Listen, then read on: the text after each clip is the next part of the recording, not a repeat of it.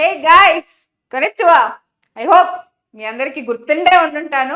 కొనిచ్చువా అని చెప్పగానే ఆబ్వియస్లీ మా సంగీత మ్యామ్ అని గుర్తుపెట్టుకొని ఉంటారు. సో గైస్, ఇది మీ సంగీత మ్యామ్ 2.0 అనుకోండి. సో బాహుబలి ఎపిక్ లాగా the latest version of Sangeetha ma'am. So guys, నేను మీ అందరికి బాగా తెలుసు. అండ్ ఈ రోజు మన టాపిక్ అయితే ఏపీ ఇంటర్మీడియట్ కి సంబంధించిన ఒక ఇంపార్టెంట్ లెసన్ గురించి మీకు టీచ్ చేయడానికి వచ్చేసాను. సో గైస్, మనం ఇంకా చాలా మాట్లాడుకుంటాము, చాలా interesting things about biology. So ఎక్కడున్నా ఎలా ఉన్నా your Sangeetha ma'am is always constant. గుర్తుపెట్టుకోండి, బయాలజీని ఎంత ఇంట్రెస్టింగ్ గా చేయాలి, ఎంత ఇంట్రెస్టింగ్ గా చదువుకోవాలి అని మాత్రం చెప్పేది మీ సంగీత మ్యామ్ మాత్రమే. సో గైస్, ఈరోజు మనం టాపిక్ స్టార్ట్ చేసేద్దాం మనమైతే. సో గైస్, ఆరంభికలామా? ఓకే గైస్, సో ఈ రోజు ఏపీ ఇంటర్మీడియట్ ఫస్ట్ ఇయర్ జువాలజీకి సంబంధించిన very important topic diversity in the living world. చాలా మంది చేసే తప్పేంటంటే ఈ టాపిక్ ని చాలా గ్రాంటెడ్ గా తీసుకుంటారు. ఎందుకో నాకు కూడా తెలీదు. ఈ టాపిక్ బేసిక్ అనమాట. కమింగ్ మిగతా టాపిక్స్ అన్నిటికీ ఇది కీ టాపిక్ లాగా పనిచేస్తుంది. అండ్ ఇంకొక వెరీ ఇంపార్టెంట్ థింగ్ ఏంటంటే, సో నేచర్లో లివింగ్ ఆర్గానిజమ్స్ అనేది ఎంత ఇంపార్టెంట్, లైఫ్ అనేది ఎంత ఇంపార్టెంట్, లైఫ్ గురించి చదవడం ఎంత కాంప్లికేటెడ్ అని చెప్పే ఒక బేసిక్ టాపిక్ అనుకోండి. ఇప్పుడు ఏబిసిడీలు అనేవి ఎంత ఇంపార్టెంటో మనం నేర్చుకోవడానికి అలాంటి టాపిక్ ఇది. సో వీటి గురించి కొన్ని ఇంట్రెస్టింగ్ విషయాలు, అలానే ఈ టాపిక్లో ఎలా ఏ పాయింట్స్ చదువుకోవాలి లాస్ట్ వరకు చూడండి. క్వశ్చన్స్, ఏ క్వశ్చన్స్ మనం ఎక్స్పెక్ట్ చేయొచ్చు ఏపీ ఇంటర్మీడియట్లో. అండ్ రీసెంట్ సినారియోలో మనకి కొత్త సిలబస్ ని అడాప్ట్ చేసుకున్నారు ఏపీ ఇంటర్మీడియట్ వాళ్ళు అని చెప్తున్నారు కదా. సో గైస్, ఇది పర్టికులర్గా ఏపీ ఇంటర్మీడియట్ వాళ్ళకి చెప్తున్నాను. ఈసారి నీట్ కి ప్రిపేర్ అయ్యే వాళ్ళకి చాలా చాలా ఈజీగా ఉండబోతుంది. ఎందుకంటే మీరు నీట్ కి ప్రిపేర్ అయ్యే సిలబస్, ఇంటర్మీడియట్ కి ప్రిపేర్ అయ్యే సిలబస్ ఆల్మోస్ట్ ఒకటే కాబట్టి. So there are reforms that is been happening in AP intermediate board. వాళ్ళు ఎన్సీఆర్టీని అడాప్ట్ చేసుకుంటున్నారు కాబట్టి ఆల్మోస్ట్ సేమ్ సిలబస్ వచ్చేస్తుంది. సో క్వశ్చన్స్ కూడా ఎలాంటి రాబోతున్నాయి, ఇలాంటివన్నీ నేను మీతో మాట్లాడబోతున్నాను, మీ సంగీతమా. So guys, please stay tune. And మీకు ఎటువంటి డౌట్స్ ఉన్నా కానీ ఈ టాపిక్ గురించి మీరు మన కమెంట్ బాక్స్లో కమెంట్ చేయొచ్చు. So guys, coming to this entire thing. So ఇప్పుడు మనం టాపిక్ స్టార్ట్ చేయబోతున్నాం. ఈరోజు మన topic diversity in the living world. ఏం లేదు, చాలా సింపుల్. మన ఎన్సీఆర్టీ బుక్లో ద లివింగ్ వరల్డ్ అనే చాప్టర్ ఉంది కదా, సేమ్ అదే అడాప్ట్ చేసుకున్నారనమాట. సో ఈసారి బాటనీ, జువాలజీ అని కాకుండా బయాలజీగా మీ ముందుకు వచ్చారు ఏపీ ఇంటర్మీడియట్ వాళ్ళు. సో గైస్, ఈరోజు మనం కవర్ చేసే టాపిక్స్ ఏంటేంటి అంటే, very first thing, what is life? Got it? What is life? అసలు లైఫ్ అంటే ఏంటి? And biodiversity. ఐ హోప్ చాలా మందికి చాలా ఇంట్రెస్టింగ్ టాపిక్ ఇది. సో నామెన్క్లేచర్, అసలు పేర్లు ఎలా పెట్టారు? Nomenclature, taxonomy, taxonomical AIDS. So taxonomical AIDS syllabus లో ఉన్నా లేకపోయినా దాని గురించి అయితే చదవాల్సిందే. చాలా ఇంపార్టెంట్ అనమాట, ఇంటిగ్రేటెడ్ ఇది. సో అది యూజువల్గా ఎన్సీఆర్టీలో డిలీటెడ్ అని చెప్పారు, కానీ when it comes to intermediate part అది ఒక కనెక్టింగ్ లింక్ లాంటిది. అది మీకు అర్థమైతే బయోడైవర్సిటీకి లివింగ్ వరల్డ్కి మధ్య ఉండే కనెక్షన్ అర్థమవుతుంది. So taxonomical AIDS. సో వీటన్నిటి గురించి మనం మాట్లాడుకుందాం. So guys, coming to the point. So what is life? Life అంటే ఏంటి అంటే, ఒక ఆర్గానిజం కానీ ఒకటి ఏదైనా తీసుకోండి, ఇది లైఫ్ ఉంది దీనికి అని ఎలా చెప్తాం? ఏ బేసిస్లో చెప్తారు మీరు దానికి లైఫ్ ఉందని చెప్పి? ఇలాంటి గురించి ఎక్స్ప్లెయిన్ చేసుకుందాం. సో గైస్, లాస్ట్లో మనం కొత్తగా వచ్చిన సిలబస్లో ఎలాంటి క్వశ్చన్స్ రాబోతాయి అనే విషయం కూడా నేను మీకు చాలా క్లియర్గా ఎక్స్ప్లెయిన్ చేస్తాను. So coming to this diversity in the living world. So guys, coming to the first introduction నాన్న, అసలు బయాలజీ అంటే ఏంటి? The biology is nothing but the scientific way of studying life. ఎప్పుడైనా గుర్తుపెట్టుకోండి, సైంటిఫికల్గా ఒక ప్రాపర్ మోడ్ తోటి ఎంక్వైరీ చేసి రీసెర్చ్ అండ్ డెవలప్మెంట్ మూలంగా ఏదైనా చదివితే so that will comes under the science part అనమాట. So biology is the science of the life. So what is biology? Biology is the science of the life. So మీ అందరికీ బాగా గుర్తుండే ఉంటుంది, who is the father of biology? గుర్తొచ్చిందా? Who is the father of biology? Biology అనగానే వీళ్ళ పేర్లు మీకు గుర్తుండిపోవాలి. Aristotle. Aristotle is considered as father of biology. Okay, and next coming to, so మనం తర్వాత బాటనీకి ఫాదర్ ఎవరు, జువాలజీకి ఫాదర్ ఎవరు, ఇవన్నీ కమింగ్ చాప్టర్స్లో ఎలాగో తెలుసుకోబోతున్నాం. It's the science of life forms and living process. Living process అంటే ఏంటి? మీకు కమింగ్ ప్లాంట్ ఫిజియాలజీలో మీకు చాలా లివింగ్ ప్రాసెస్ వస్తాయి. Respiration is a living process, digestion is a living process, photosynthesis is a living process. కిరణజన్య సంయోగ క్రియ అంటాం కదా, అంటే ఫోటోసింథసిస్. అసలు ఫోటోసింథసిస్ లేకపోతే లైఫే లేదు, ఒక ఫుడ్ వెబ్బే లేదు, ఫుడ్ చైనే లేదు మనకి. సో కమింగ్ టు హియర్, ఇవి బయాలజీ అంటే ఒక క్లియర్ కట్ డెఫినేషన్ ఇది. సో గైస్, ఈ క్లియర్ కట్ డెఫినేషన్ని మీరు అర్థం చేసుకోవడానికి ట్రై చేయండి. And when it comes to biology, every line is very, very, very important. Biology is the science of life forms and living processes. Even catabolism, anabolism, metabolism, ఇవి కూడా బయాలజీయే కదా. So the living world is comprises an amazing diversity of living organisms. అంతెందుకు, మీరు ఒక ఫారెస్ట్కి వెళ్ళారు, ఒక సఫారీకి వెళ్ళారు, లేదా ఒక జూ పార్క్కి వెళ్ళారు, మీకు లైఫ్ నేచర్ ఎంత బ్యూటిఫుల్గా ఉంటుందా అని చెప్పి. మన హోము, మన ఇల్లులంతా కూడా ఫ్యాబ్రికేటెడ్, కానీ నేచర్ అలా కాదు కదా, న్యాచురల్గా ఫామ్ అయింది. మనం కట్టుకున్నాం ఈ కాలనీస్, కమ్యూనిటీస్, ఇవన్నీ మనం కట్టుకున్నాం, కానీ న్యాచురల్గా ఫామ్ అయిందే కదా లైఫ్ అనేది. So early man could easily perceive the difference between inanimate matter and living organisms. So ఇంతకు ముందు అంటే ప్రీ హిస్టారిక్ మ్యాన్ వాళ్ళంతా ఎట్లా అంటే, దీనికి లైఫ్ ఉంది, దీనికి లైఫ్ లేదు అని ఎలా కనుక్కునే వాళ్ళు తెలుసా? కదులుతుందా, దానికి లైఫ్ ఉంది, కదలలేదా, దానికి లైఫ్ లేదు, ఇలాంటి ఒక సింపుల్ టర్మినాలజీస్తో కనుక్కునే వాళ్ళు అనమాట. కానీ ఇప్పుడు లేటెస్ట్ ట్రెండ్ అది కాదు కదా, అంటే లైఫ్ అంటే కదులుతుంది, కదలలేదు అలా కాదు. ఇప్పుడు ఫర్ ఎగ్జాంపుల్ ఒక పర్సన్ ఉన్నారు, ఆ పర్సన్ కోమాలోకి వెళ్ళిపోయారు. సో బ్రెయిన్ డెత్ వల్ల కోమాలోకి వెళ్ళిపోయారు. వాళ్ళని మనం లివింగ్ అంటామా, నాన్ లివింగ్ అంటామా? ఈ క్వశ్చన్ గుర్తుపెట్టుకోండి, మీ క్లాస్లో ఆన్సర్ చెప్తాను. అలానే ఒక చెట్టు ఉంది, చెట్టు కదలట్లేదు కదా, దాన్ని లివింగ్ అంటామా, నాన్ లివింగ్ అంటామా? ఇలాంటి చాలా డౌట్స్ని సైంటిఫిక్ వేలో క్లారిఫై చేశారనమాట.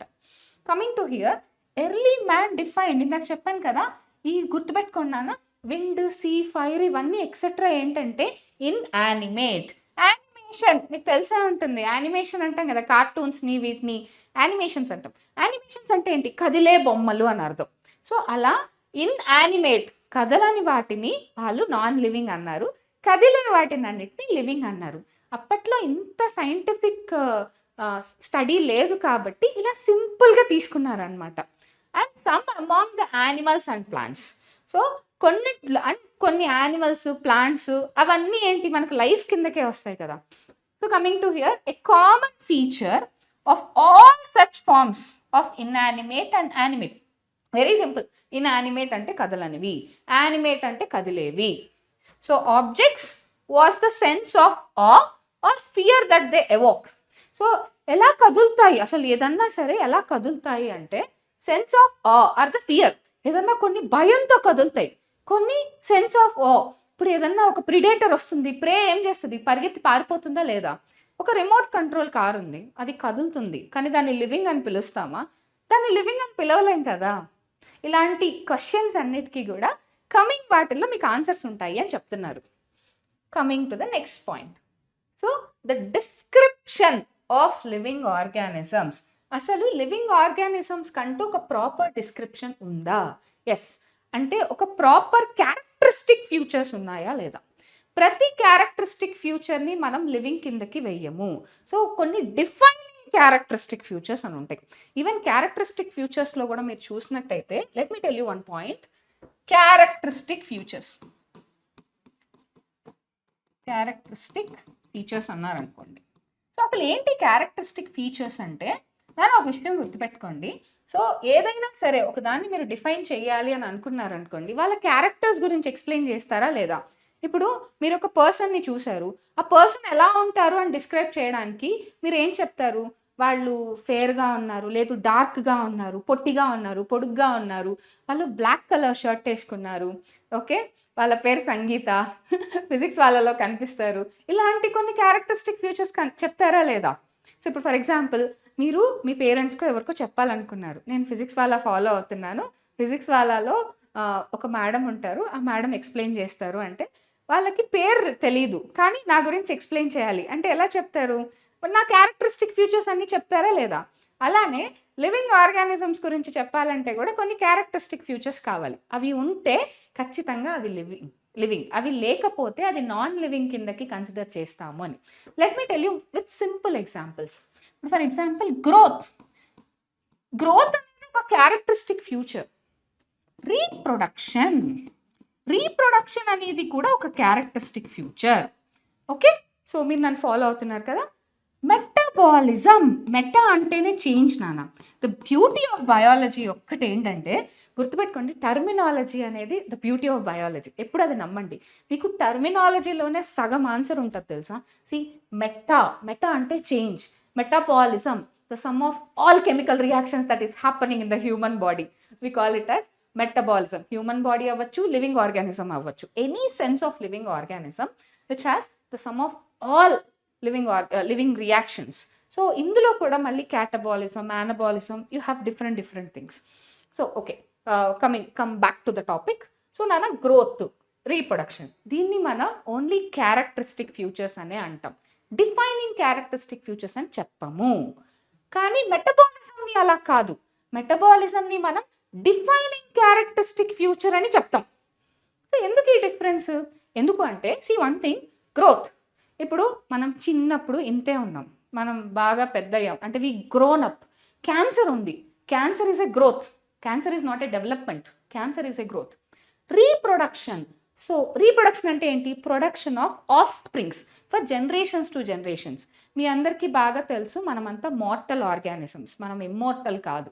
మనం ఎట్ ఎనీ కాస్ట్ ఒక పాయింట్ తర్వాత మనం చనిపోతాం.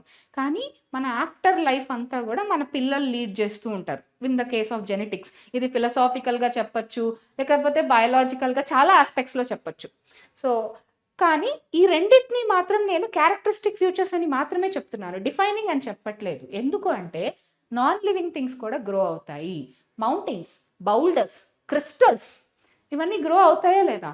అంటే గ్రో అయితే అవి లివింగ్ థింగ్కి కన్సిడర్ చేసేస్తాం అని చెప్పకూడదు కదా. ఎందుకంటే ఈక్వల్గా నాన్ లివింగ్ థింగ్స్ కూడా గ్రో అవుతున్నాయి కాబట్టి. But there is a difference. Living things లోపల నుంచి గ్రో అవుతాయి, నాన్ లివింగ్ థింగ్స్ బయట నుంచి గ్రో అవుతాయి. ఒక మౌంటైన్ మీకు గ్రో అవ్వాలంటే బయట నుంచి మీకు అన్ని థింగ్స్ అక్యూములేట్ అయితే అది బయట నుంచి గ్రో అవుతుంది. అది ఒక ఎగ్ గ్రో అవ్వాలనుకోండి, ఎగ్ పిల్ల అవ్వాలనుకోండి, అది లోపల నుంచి గ్రోత్ రావాలి కదా. రీప్రొడక్షన్. సో రీప్రొడక్షన్ అంటే ఇందాక చెప్పాను కదా, సో ప్రొడ్యూసింగ్ ఆఫ్ స్ప్రింగ్స్. ఇప్పుడు కొన్ని ఆర్గానిజమ్స్ ఉన్నాయి, అవి రీప్రొడక్షనే చేయట్లేదు. అలా అని చెప్పి అది నాన్ లివింగ్ థింగ్ కిందకి వేయం కదా. సో అలానే కొన్ని స్పెసిఫిక్ క్యారెక్టర్స్ ఉంటాయి, అవి లివింగ్కి అప్లై చేస్తాం, నాన్ లివింగ్కి అప్లై చేస్తాం.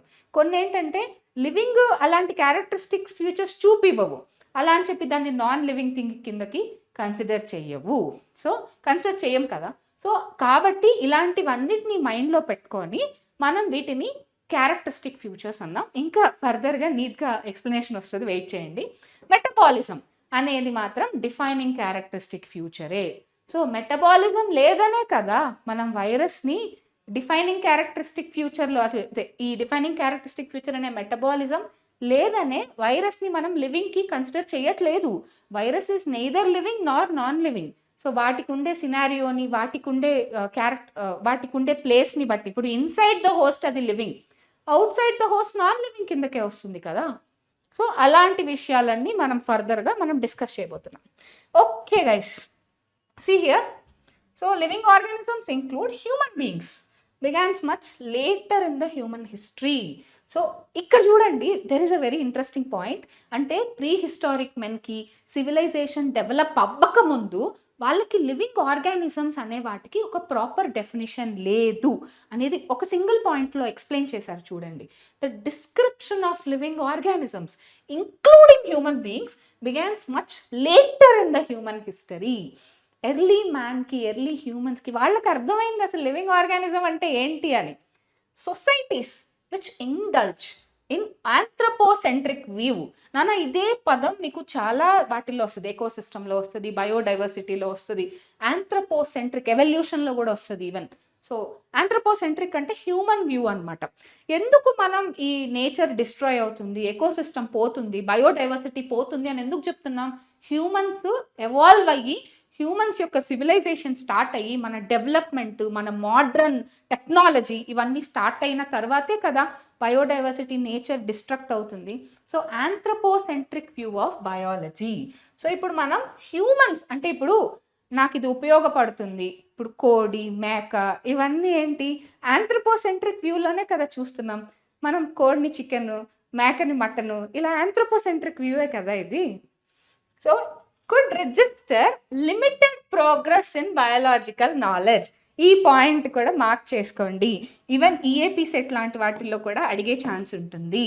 సో ఆంథ్రోపోసెంట్రిక్ వ్యూలో లిమిటెడ్గా ఉంటుంది, limited progress of biological knowledge. మనం ఎక్కువగా చూడలేం, మనకి ఏవి ఉపయోగపడతాయో అవి కావాలి, మనకి ఏవి ఉపయోగపడవో వాటి గురించి మనం పట్టించుకోం. That is human nature, human tendency కదా. అలాంటి వ్యూ మార్చుకోండి అని చెప్పడానికి ఇలాంటి పాయింట్ ఇచ్చారు. That's a very golden point. So systematic and monumental description of life. ఎప్పుడు కూడా ఏదన్నా ఒక ఎక్స్ప్లెయిన్ చేసేటప్పుడు ఒక ప్రాపర్గా సిస్టమాటిక్గా చెప్పాలి. ఇప్పుడు ఇంట్రొడక్షన్ చెప్తాము, తర్వాత మెయిన్ పాయింట్స్ చెప్తాము, సమ్మరీ చెప్తాం, లాస్ట్లో క్వశ్చన్స్ చెప్తాం. ఇప్పుడు నేను ఒక చాప్టర్ ఎక్స్ప్లెయిన్ చేసేటప్పుడు కూడా మీకు ఒక సిస్టమాటిక్గా ఎక్స్ప్లెయిన్ చేస్తున్నానా లేదా? అలాగే సిస్టమాటిక్గా అంటే ఒక ప్రాపర్ అరేంజ్మెంట్ తోటి అని అర్థం. అండ్ మాన్యుమెంటల్ డిస్క్రిప్షన్, ఇదేమైనా సరే మీరు అంటే కరెక్ట్గా క్లియర్గా డిస్క్రైబ్ చేయగలగాలి. Of life forms both in and out of city. So detailed systems of identification. నాన్న గుర్తుపెట్టుకోండి, ఎప్పుడు కూడా ఒక ఆర్గానిజంని మీరు చూసారు, దాన్ని ఫస్ట్ మీరు ఐడెంటిఫై చేయగలగాలి అది ఏంటి అని చెప్పి. ఓకే, ఒక హైనాని చూసారు, ఒక హైనా అని చెప్పి మీరు ఎలా చెప్పగలుగుతున్నారు? అది కార్నివోరు అండ్ దాని బాడీ మీద స్పాట్స్ ఉంటాయి, అది ప్యాక్గా వచ్చి అటాక్ చేస్తుంది. ఇలాంటి కొన్ని ఫీచర్స్ని బట్టి వాటిని మనం ఐడెంటిఫై చేస్తున్నాం కదా, ఇది హైనా, ఇది ఓల్ఫ్, ఇది ఫాక్స్ అని చెప్పి. సో నామెన్క్లేచర్ ఐడెంటిఫై చేసిన తర్వాత వాటికి పేరు పెట్టాలి. పేరు పెట్టడం అనేది చాలా ఇంపార్టెంట్. ఇప్పుడు ఎవరినన్నా చూసారు మీరు, ఆ అమ్మాయి, ఆ అబ్బాయి, అది ఇది అని చెప్పలేం కదా, వాళ్ళకంటూ ఒక పేరు ఉంటుంది కదా. సో మనం ఎప్పుడైనా సరే ఎవరినన్నా మాట్లాడేటప్పుడు వాళ్ళ పేరుతోనే మాట్లాడతాం కదా. ఇట్స్ ఎ ఇండికేషన్ దట్ వాళ్ళని మీరు ఐడెంటిఫై చేశారు అని చెప్పడానికి. క్లాసిఫికేషన్, సో ప్రాపర్గా కూడా క్లాసిఫై చేయగలగాలి. So almost, so according to IUCN reports ప్రకారం 1.7 to 1.8 millions of species are so far discovered. So అన్ని మిలియన్స్ ఆఫ్ స్పీషెస్ గురించి మనం చదవాలంటే మన లైఫ్ స్పాన్ కూడా సరిపోదు, కాబట్టి మనం వాటిని క్లాసిఫై చేసి చదువుకుంటాం అన్నమాట. So the biggest spin off such studies was recognisation. So biggest spin ఏంటంటే అలాంటి స్టడీస్కి recognisation of sharing of similarities. మనం ఒక వాటిని ఎలా క్లాసిఫై చేస్తాం? సిమిలారిటీస్, డిస్సిమిలారిటీస్ బేస్ చేసుకునే కదా క్లాసిఫై చేస్తాం. Similarities among living organisms both horizontally and vertically. అసలు ఏంటి మ్యామ్ ఈ హారిజాంటల్లీ, వర్టికల్లీ అంటే? ఇప్పుడు మీరు ఒక స్కూల్కి వచ్చారు, స్కూల్కి వచ్చినప్పుడు మీరు చూడండి, first class, second class, third class, లేదా first grade, second grade, third grade, fourth grade అని ఉంటుంది. ఇది వర్టికల్ అనమాట. ఇది vertical. Let me show you this. ఈ హారిజాంటల్లీ, వర్టికల్లీ ఇవి వినడానికి చాలా చిన్న టర్మినాలజీగా ఉంటాయి, కానీ చాలా మంది కన్ఫ్యూజ్ అయ్యే టర్మినాలజీ ఇది. మీరు ఒక స్కూల్కి వెళ్ళారు, స్కూల్కి వెళ్ళినప్పుడు వాళ్ళు ఏం చెప్పారంటే, మా స్కూల్లో అరౌండ్ 5 floors బిల్డింగ్ ఉంది అని చెప్పి. వాళ్ళు క్లాసెస్ని ఒక సిస్టమేటిక్గా అరేంజ్ చేసుకోవాలా లేదా? ఇప్పుడు ఫస్ట్ గ్రేడ్ అనుకోండి, ఫస్ట్ గ్రేడ్, దాని తర్వాత వచ్చేది ఏంటి, సెకండ్ గ్రేడ్ వస్తుంది కదా, అంటే సెకండ్ క్లాస్. సో దాని తర్వాత థర్డ్ గ్రేడ్ వస్తుంది, థర్డ్ గ్రేడ్. సో ఇవి వర్టికల్ అనమాట. సిమిలారిటీస్, డిసిమిలారిటీస్ ఇవన్నీ వేసుకొని వర్టికల్గా తీసుకెళ్దాం. ఇప్పుడు హారిజాంటల్లీ అంటే ఏంటి? ఇందులో సెక్షన్స్ ఉంటాయి. ఇప్పుడు హారిజాంటల్లీ తీసుకున్నారు, ఫస్ట్ గ్రేడ్కి section A, section B, section C, section D. ఇది హారిజాంటల్లీ. ఇప్పుడు మీకు చాలా ఈజీగా అర్థమైపోయి ఉంటుంది కదా వర్టికల్లీ అంటే ఏంటి, హారిజాంటల్లీ అంటే ఏంటని. చూడండి నాన్న, ఇది వర్టికల్గా క్లాసిఫై చేయడం, ఇది హారిజాంటల్గా క్లాసిఫై చేయడం. మళ్ళీ ఇప్పుడు సెకండ్ గ్రేడ్కి కూడా మీరు తీసుకుంటే A section, B section, C section, D section. Right, I hope మీకు అర్థమైపోయింది. Right ma'am. Next horizontally and vertically.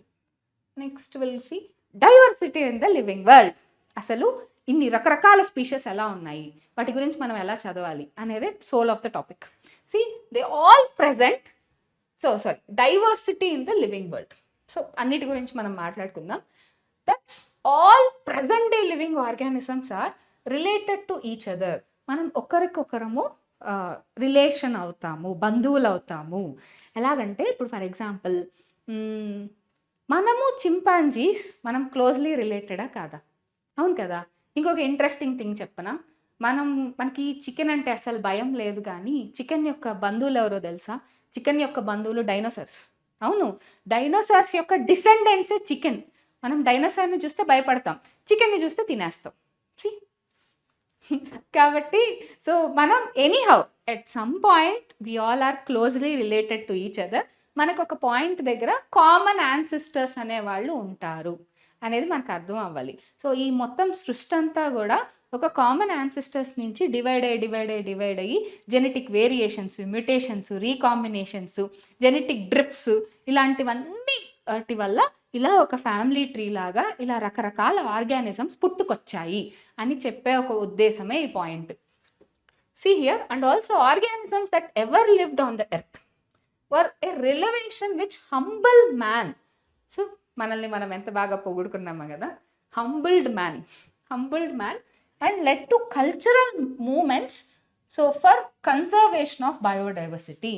So మనం యాక్చువల్లీ ఈ భూమి మీద ఉండే ఆర్గానిజమ్స్ అన్నిటిని మనం కాపాడాలి అనే విషయం మనం అర్థం చేసుకోవాలి. అసలు మనం ఎందుకు కాపాడాలి వాటిని? మనం ఎందుకు కప్పల్ని కాపాడాలి? మనం ఎందుకు పాముల్ని కాపాడాలి? మనం ఎందుకు చీమల్ని కాపాడాలి? ఎందుకు ఇన్సెక్ట్స్‌ని కాపాడాలి? అసలు మనకు అవసరం ఏంటి? మన లైఫ్ మనం బతకచ్చు కదా! సో ఎందుకు కాపాడాలి అంటే ఫర్ ఎగ్జాంపుల్ మీరు ఒక ఫుడ్ చైన్ తీసుకోండి. ఒక ఫుడ్ చైన్ తీసుకుంటే ఆ ఫుడ్ చైన్‌లో మీరు ఒక ఫ్రాగ్ అనే ఒక ఆర్గానిజంని మొత్తం తీసేసారు ఫుడ్ చైన్‌లో నుంచి. ఇప్పుడు ఏం జరుగుద్ది చెప్పండి? ఫ్రాగ్ ఏం తింటది? ఇన్సెక్ట్స్‌ని తిని బతుకుతాయి. సో ఇప్పుడు ఇన్సెక్ట్స్‌ని తినేవి లేదనుకోండి, ఇన్సెక్ట్స్ పాపులేషన్ పెరిగిపోతుందా లేదా? ఎప్పుడైతే ఇన్సెక్ట్స్ పాపులేషన్ పెరిగిపోతుందో అప్పుడు ఇన్సెక్ట్స్ మధ్యలోనే కాంపిటీషన్ జరిగి మీకు కొన్ని ఇన్సెక్ట్స్ అయితే ఎక్స్టింక్ట్ కూడా అయిపోతాయి. అంటే ఒక ప్రిడేటర్ లేకపోవడం వల్ల దాని కింద ఉండే ప్రే పాపులేషన్‌కి మధ్యలో వాటి పాపులేషన్ పెరిగిపోయి కాంపిటీషన్ జరిగి కొన్ని ఎలిమినేట్ అయిపోతాయి. అంటే అప్పుడు అందులో బయోడైవర్సిటీ లాస్ జరిగిందా లేదా? సో ఇప్పుడు ఈ కప్పలు లేకపోవడం వల్ల దాని పైనుండే పామ్ ఏమవుతుంది? స్నేక్స్ అనేవి ప్రాపర్ ఫుడ్ లేక అవి ఎక్స్టింక్ట్ అయిపోతాయి. మొత్తం ఎకోసిస్టమ్ మొత్తం క్రాష్ అయిపోయిందా లేదా? కాబట్టే బయో కన్జర్వేషన్ అనేది చాలా చాలా ఇంపార్టెంట్. మీరు చాలా సార్లు న్యూస్ హెడ్‌లైన్స్‌లో చూసుంటారు. సో ఈ ప్రపంచం మొత్తం మీద 2 టార్టాయిస్‌లు మిగిలున్నాయని చెప్తారు. ఆ టార్టాయిస్‌ని కన్జర్వ్ చేయడానికి చాలా డబ్బులు ఖర్చు పెడతారు తెలుసా? ఇప్పుడు బయోడైవర్సిటీని కాపాడడం కోసం అంత ఖర్చు పెట్టి డైర్ వోల్ఫ్‌ని మళ్ళీ తీసుకొచ్చారు. మళ్ళీ బ్యాక్. ఇప్పుడు మ్యామోత్స్ మీద, డోడోస్ మీద కూడా స్టిల్ ఇంకా రీసెర్చ్ జరుగుతూనే ఉంది. ఎందుకు వీటన్నిటిని మళ్ళీ తీసుకురావాలి అంటే ఈ బయోడైవర్సిటీని కన్జర్వ్ చేయడం కోసం. I hope you all know revert Popper hypothesis. So ఒక ఫ్లైట్ బాగా ఫ్లై చేస్తుంది అన్నప్పుడు మనము కొన్ని దగ్గర నట్లు తీసేస్తే ఫ్లైట్ క్రాష్ అవ్వదు. ఇప్పుడు మీరు అనొచ్చు ఇన్ని లక్షల పురుగుల్లో ఒక పురుగు తీసేస్తే ఏం కాకపోవచ్చు. అదే కొన్ని మెయిన్ కీ స్టోన్ స్పీషీస్ అని ఉంటాయి. అలాంటి వాటిని తీసేసామనుకోండి మొత్తం ఎకోసిస్టమ్ మొత్తం క్రాష్ అవుతుంది. సో ఇప్పుడు ఆ వింగ్స్ దగ్గర ఉండే ఒక నట్టు తీసేసామనుకోండి మొత్తం ప్లేన్ క్రాష్ అయిపోయి పడిపోతుందా లేదా? సో ఇలాంటివి జరగకుండా ఉండడానికి మనం బయోడైవర్సిటీ అనే దాన్ని బాగా అర్థం చేసుకోవాలి. Nature is gifted. ఆ గిఫ్ట్‌ని మనం కాపాడుకోవాలి. ఇట్స్ ఎ ప్రెజెంట్ ఉన్నదాన్ని కాపాడుకోండి అని చెప్పి. See, in the following chapters of this unit, you will get a description including classification of animals, plants from the taxonomic perspective. So taxonomic perspective అంటే ఒక సిస్టమాటిక్గా ఒక ఆర్గానిజంని ఐడెంటిఫై చేసి దానికి పేరు పెట్టి దాన్ని క్లాసిఫై చేయడం. సో ఇప్పుడు మీరు diversity of the living world అంటే వెరీ ఇంపార్టెంట్లీ 4 చాప్టర్స్ని చూస్తారు ఈ యూనిట్లో, డైవర్సిటీ ఆఫ్ లివింగ్ వరల్డ్ అనే యూనిట్లో. సో ఇందులో first chapter the living world, second chapter ఏంటి biological classification, third chapter plant kingdom, fourth chapter animal kingdom. మొత్తం యానిమల్స్, ప్లాంట్స్, లివింగ్ ఆర్గానిజమ్స్ యొక్క డైవర్సిటీని బేస్ చేసుకునే ఉంది కదా మొత్తం ఈ యూనిట్ అంతా కూడా. Okay right. And next coming to see guys, మనం ఈవెన్ నీట్లో కూడా మీరు ఇలాంటి ఫేమస్ పర్సనాలిటీస్ గురించి క్వశ్చన్స్ అడుగుతున్నారు. మనం తెలుసుకోవడం చాలా చాలా important. So diversity in the living వరల్డ్‌లో నాన్న ఈ చాప్టర్‌లో మొత్తం వాళ్ళు ఎప్పుడు పుట్టారు అవన్నీ మనకు అనవసరం. కొన్ని ఇంపార్టెంట్ కీ పాయింట్స్ ఉంటాయి. అవి కూడా తెలుసుకోండి. ఈవెన్ ఐపీఈ అయినా గానీ మీకు ఒక 2 మార్క్ క్వశ్చన్ ఇస్తే ఏం చేస్తాం? రాయాలి కదా! సో అర్రే నేను ఈ టాపిక్ చదవలేదే, ఈ పాయింట్ మర్చిపోయానే అని అనుకోకూడదు. సో మనం ఇప్పుడు ఒక క్వశ్చన్ పేపర్ చూస్తాం. క్వశ్చన్ పేపర్‌లో మీకు 8 మార్క్స్ బాగా వచ్చు, 4 మార్క్స్ బాగా వచ్చు, 2 మార్క్స్ అన్నీ వచ్చు ఎక్సెప్ట్ ఒక్క క్వశ్చన్ తప్ప. ఆ ఒక్క క్వశ్చన్ వదలడం వల్ల మనం అవుట్ ఆఫ్ 60 మార్క్స్‌కి దూరం అవుతామా లేదా? ఆ ఒక్క క్వశ్చన్ నేను వదిలేసాను, ఆ ఒక్క క్వశ్చన్ నేను వదిలేసానని మనం అనుకుంటూనే ఉంటాం. అలాంటివి జరగకుండా ఉండడానికి సో మనం మాక్సిమం క్లారిటీ తెచ్చుకుందాం. సో ఎర్న్స్ట్ మేయర్ ఈయన గురించి చెప్పంగానే he's the Darwin of 20th century. ఈ పాయింట్ గుర్తుపెట్టుకోండి. ఇప్పుడు సడన్గా 2 మార్క్స్లో ఒకే ఒక వర్డ్ ఎర్న్స్ట్ మేయర్ అనే పేరు రాయాలంతే. Who is the Darwin of 20th century అని అడుగుతారు. Simple. Ernst Mayr he's the Darwin of 20th century. I hope you got it. మిగతా అన్నీ మనకు అనవసరం. ఇక్కడ కొన్ని పాయింట్స్ ఉన్నాయి చూడండి. ఆర్నిథాలజీ. ఆర్నిథాలజీ అంటే ఏంటి? Study of birds. సో వాళ్ళు ఎప్పుడు పుట్టారు అవన్నీ అయితే అనవసరం. So the Darwin of the 20th century ఇవి హైలైట్ చేసుకోండి. So was one of the 100 greatest scientist. మనకి తెలిసిన 100 గ్రేటెస్ట్ సైంటిస్ట్లో ఎర్న్స్ట్ మేయర్ కూడా ఒకరు. సో మేయర్ ఈ హార్వర్డ్ యూనివర్సిటీ ఇవన్నీ అనవసరం. ఓకే. So taxonomy. ఇప్పుడు ఫర్ ఎగ్జాంపుల్ మీరు ఒక టీచర్ గురించి తెలుసుకోవాలనుకున్నారనుకోండి. ఆ టీచర్ ఎప్పుడు పుట్టారు, ఆ టీచర్ ఎక్కడ చదివారు, ఇవన్నీ పెద్దగా పట్టించుకోం కదా. సో ఆ టీచర్ ఏమేం చేశారు ఇలాంటివే పట్టించుకుంటాం కదా, సేమ్ అలానే. సో టాక్సానమీ మీకు తెలుసు. అండ్ జియోగ్రఫీ అంటే యానిమల్స్ గురించి చదవడము. సో అవి ల్యాండ్ షేరింగ్లో ఇప్పుడు ఆల్ ఓవర్ ద యూనివర్స్లో, ఆల్ ఓవర్ దిస్ గ్లోబ్ ఎర్త్లో, so based on the land sharing ప్రకారం ఎలా యానిమల్స్ డైవర్స్ అయ్యాయి, ఎలా యానిమల్స్ ఇప్పుడు సవానా ఫారెస్ట్ అనగానే మీకు ఎలిఫెంట్స్ గుర్తొస్తాయి. ఓకే. లయన్స్ గుర్తొస్తాయి, టైగర్స్ వస్తాయి. సో కొన్ని కంట్రీస్ చెప్పంగానే ఇప్పుడు చైనా అనగానే మీకు పాండాస్ గుర్తొస్తాయి, ఆస్ట్రేలియా అనగానే కంగారోస్ గుర్తొస్తాయి. అవన్నీ జియోగ్రఫీ కిందకి వస్తాయి. And next evolution. You all know the history of human life or the history of earth, the story of earth ఎలా ఫామ్ అయింది, యూనివర్స్ ఎలా ఫామ్ అయింది, బిగ్ బ్యాంగ్ థియరీ అంటే ఏంటి, అవన్నీ తెలుసుకుంటాం. సిస్టమాటిక్స్, ఒక ప్రాపర్గా లివింగ్ ఆర్గానిజమ్స్ని అరేంజ్ చేయడాన్ని సిస్టమాటిక్స్ అంటాం. సో ఇలాంటివన్నీ history and philosophy of biology అంతే చాలు. ఓకే. సో అండ్ ఈయనకి ఇంకొక important point, Darwin of 20th సెంచురీతో పాటు ఇంకొక ఇంపార్టెంట్ పాయింట్ చూసుకోండి. ఆయనకి ట్రిపుల్ క్రౌన్ ఆఫ్ బయాలజీ అనే అవార్డు వచ్చింది. So Darwin of 20th century, అలానే ఇది కూడా గుర్తుపెట్టుకోండి. ఆయనకి 3 ప్రైజెస్ వచ్చాయి. 3 prizes widely regarded as triple crown of biology. So ఆ అవార్డ్స్ ఏంటి? Balzan prize, international prize for biology in 1994 and Crafoord prize. Just గుర్తుపెట్టుకోండి. ఇప్పుడు 2 మార్క్స్ క్వశ్చన్లో అడిగారు అనుకోండి, triple crown of biology awards అంటే ఏమేమి అవార్డ్స్, ఆ 3 అవార్డ్స్ గుర్తుపెట్టుకోండి అంతే కదా. So and interestingly he lived 100 years. He completed century. ఏమో మనమైతే సెంచురీ కంప్లీట్ చేస్తామో తెలీదు. So they are great personalities కదా. Okay right. So the living world, ఇప్పుడు మెయిన్ టాపిక్ వచ్చేసాం మనం. సో లివింగ్ వరల్డ్లో diversity in the living world. కొన్ని కీ కాన్సెప్ట్స్ గురించి మాట్లాడుకుందాం ఈరోజు. ఎలాంటివి మనం 2 మార్క్స్కి, 4 మార్క్స్కి, 8 మార్క్స్కి ఎక్స్పెక్ట్ చేయొచ్చు అనేది. 8 మార్క్స్కి అయితే రావు మోస్ట్లీ ఈ చాప్టర్. 2 మార్క్స్కి, 4 మార్క్స్కి కాన్సన్ట్రేట్ చేస్తారు. ఆ విషయం గుర్తుపెట్టుకోండి. 2 మార్క్స్కి, 4 మార్క్స్కి మాత్రమే ఈ చాప్టర్ కాన్సన్ట్రేట్ అవుతుంది. మీకు 8 మార్క్స్ అనేది ఈ చాప్టర్ నుంచి పెద్దగా రాదు. Very very very rare. So taxonomical categories చూద్దాం first. How wonderful is the living world. అసలు ఈ ప్రపంచం ఎంత అందంగా ఉంటుంది. So the wide range of living types is amazing. ఒక్కొక్కటి ఎంత డిఫరెంట్గా ఉంటుంది చూడండి. ఒక ఆర్గానిజం, మీరు ఈవెన్ ఫిషెస్ కానీ ఇన్సెక్ట్స్ కానీ చూడండి, నెంబర్ ఆఫ్ వెరైటీస్. ఓకే. మీరు ఒక జూలాజికల్ పార్క్కి వెళ్ళినా ఒక పక్షుల్ని చూడండి, రకరకాల కలర్స్, అమేజింగ్ కలర్స్ కదా. So that's what they told. The extraordinary habitats. Habitat అంటే ఏంటంటే అవి బతికే ప్లేసెస్ ఉంటాయి కదా, వాటినే హ్యాబిటాట్స్ అంటారు. Habitat is like their address అనుకోండి. So in which we find living organisms. So ఇప్పుడు మీకు వైల్డ్ యానిమల్స్ అన్నీ ఫారెస్ట్లోనే దొరుకుతాయి అలాగా. ఇప్పుడు అంతెందుకు, రీసెంట్గా మీరు కాంతారా మూవీ చూసారా? కాంతారా చాప్టర్ 1. ఆ కాంతారా చాప్టర్ 1లో వాళ్ళు ఫారెస్ట్ని కాపాడడానికే కదా చూస్తున్నారు. అంటే ఇండైరెక్ట్గా కాంతారా అనే మూవీ కూడా బయోడైవర్సిటీ కన్జర్వేషన్ కోసమే కదా వాళ్ళు అంత పెద్ద మూవీ తీశారు. So what they told is preserve the wild life. So మనకి కాకపోతే సినిమాటిక్ యాంగిల్లో ఎక్స్ప్లెయిన్ చేశారనమాట. They took the cinematic Liberty and ఎంత బ్యూటిఫుల్గా ఎక్స్ప్లెయిన్ చేశారు చూడండి. సో అడవి అంటే ఇప్పుడు ఎంత చేసినా వాళ్ళు మళ్ళీ బ్యాక్ టు ఫారెస్ట్ వెళ్ళిపోయారా లేదా వైల్డ్ లైఫ్ కన్జర్వేషన్ కోసం. ఇలాంటి సినిమాలన్నీ చాలా చాలా అంటే మనం డైరెక్ట్గా చెప్పామనుకోండి, మీరు వైల్డ్ లైఫ్ని కన్జర్వ్ చేయండి చాలా ఇంపార్టెంట్ అంటే ఎవరన్నా వింటారా? వినరు.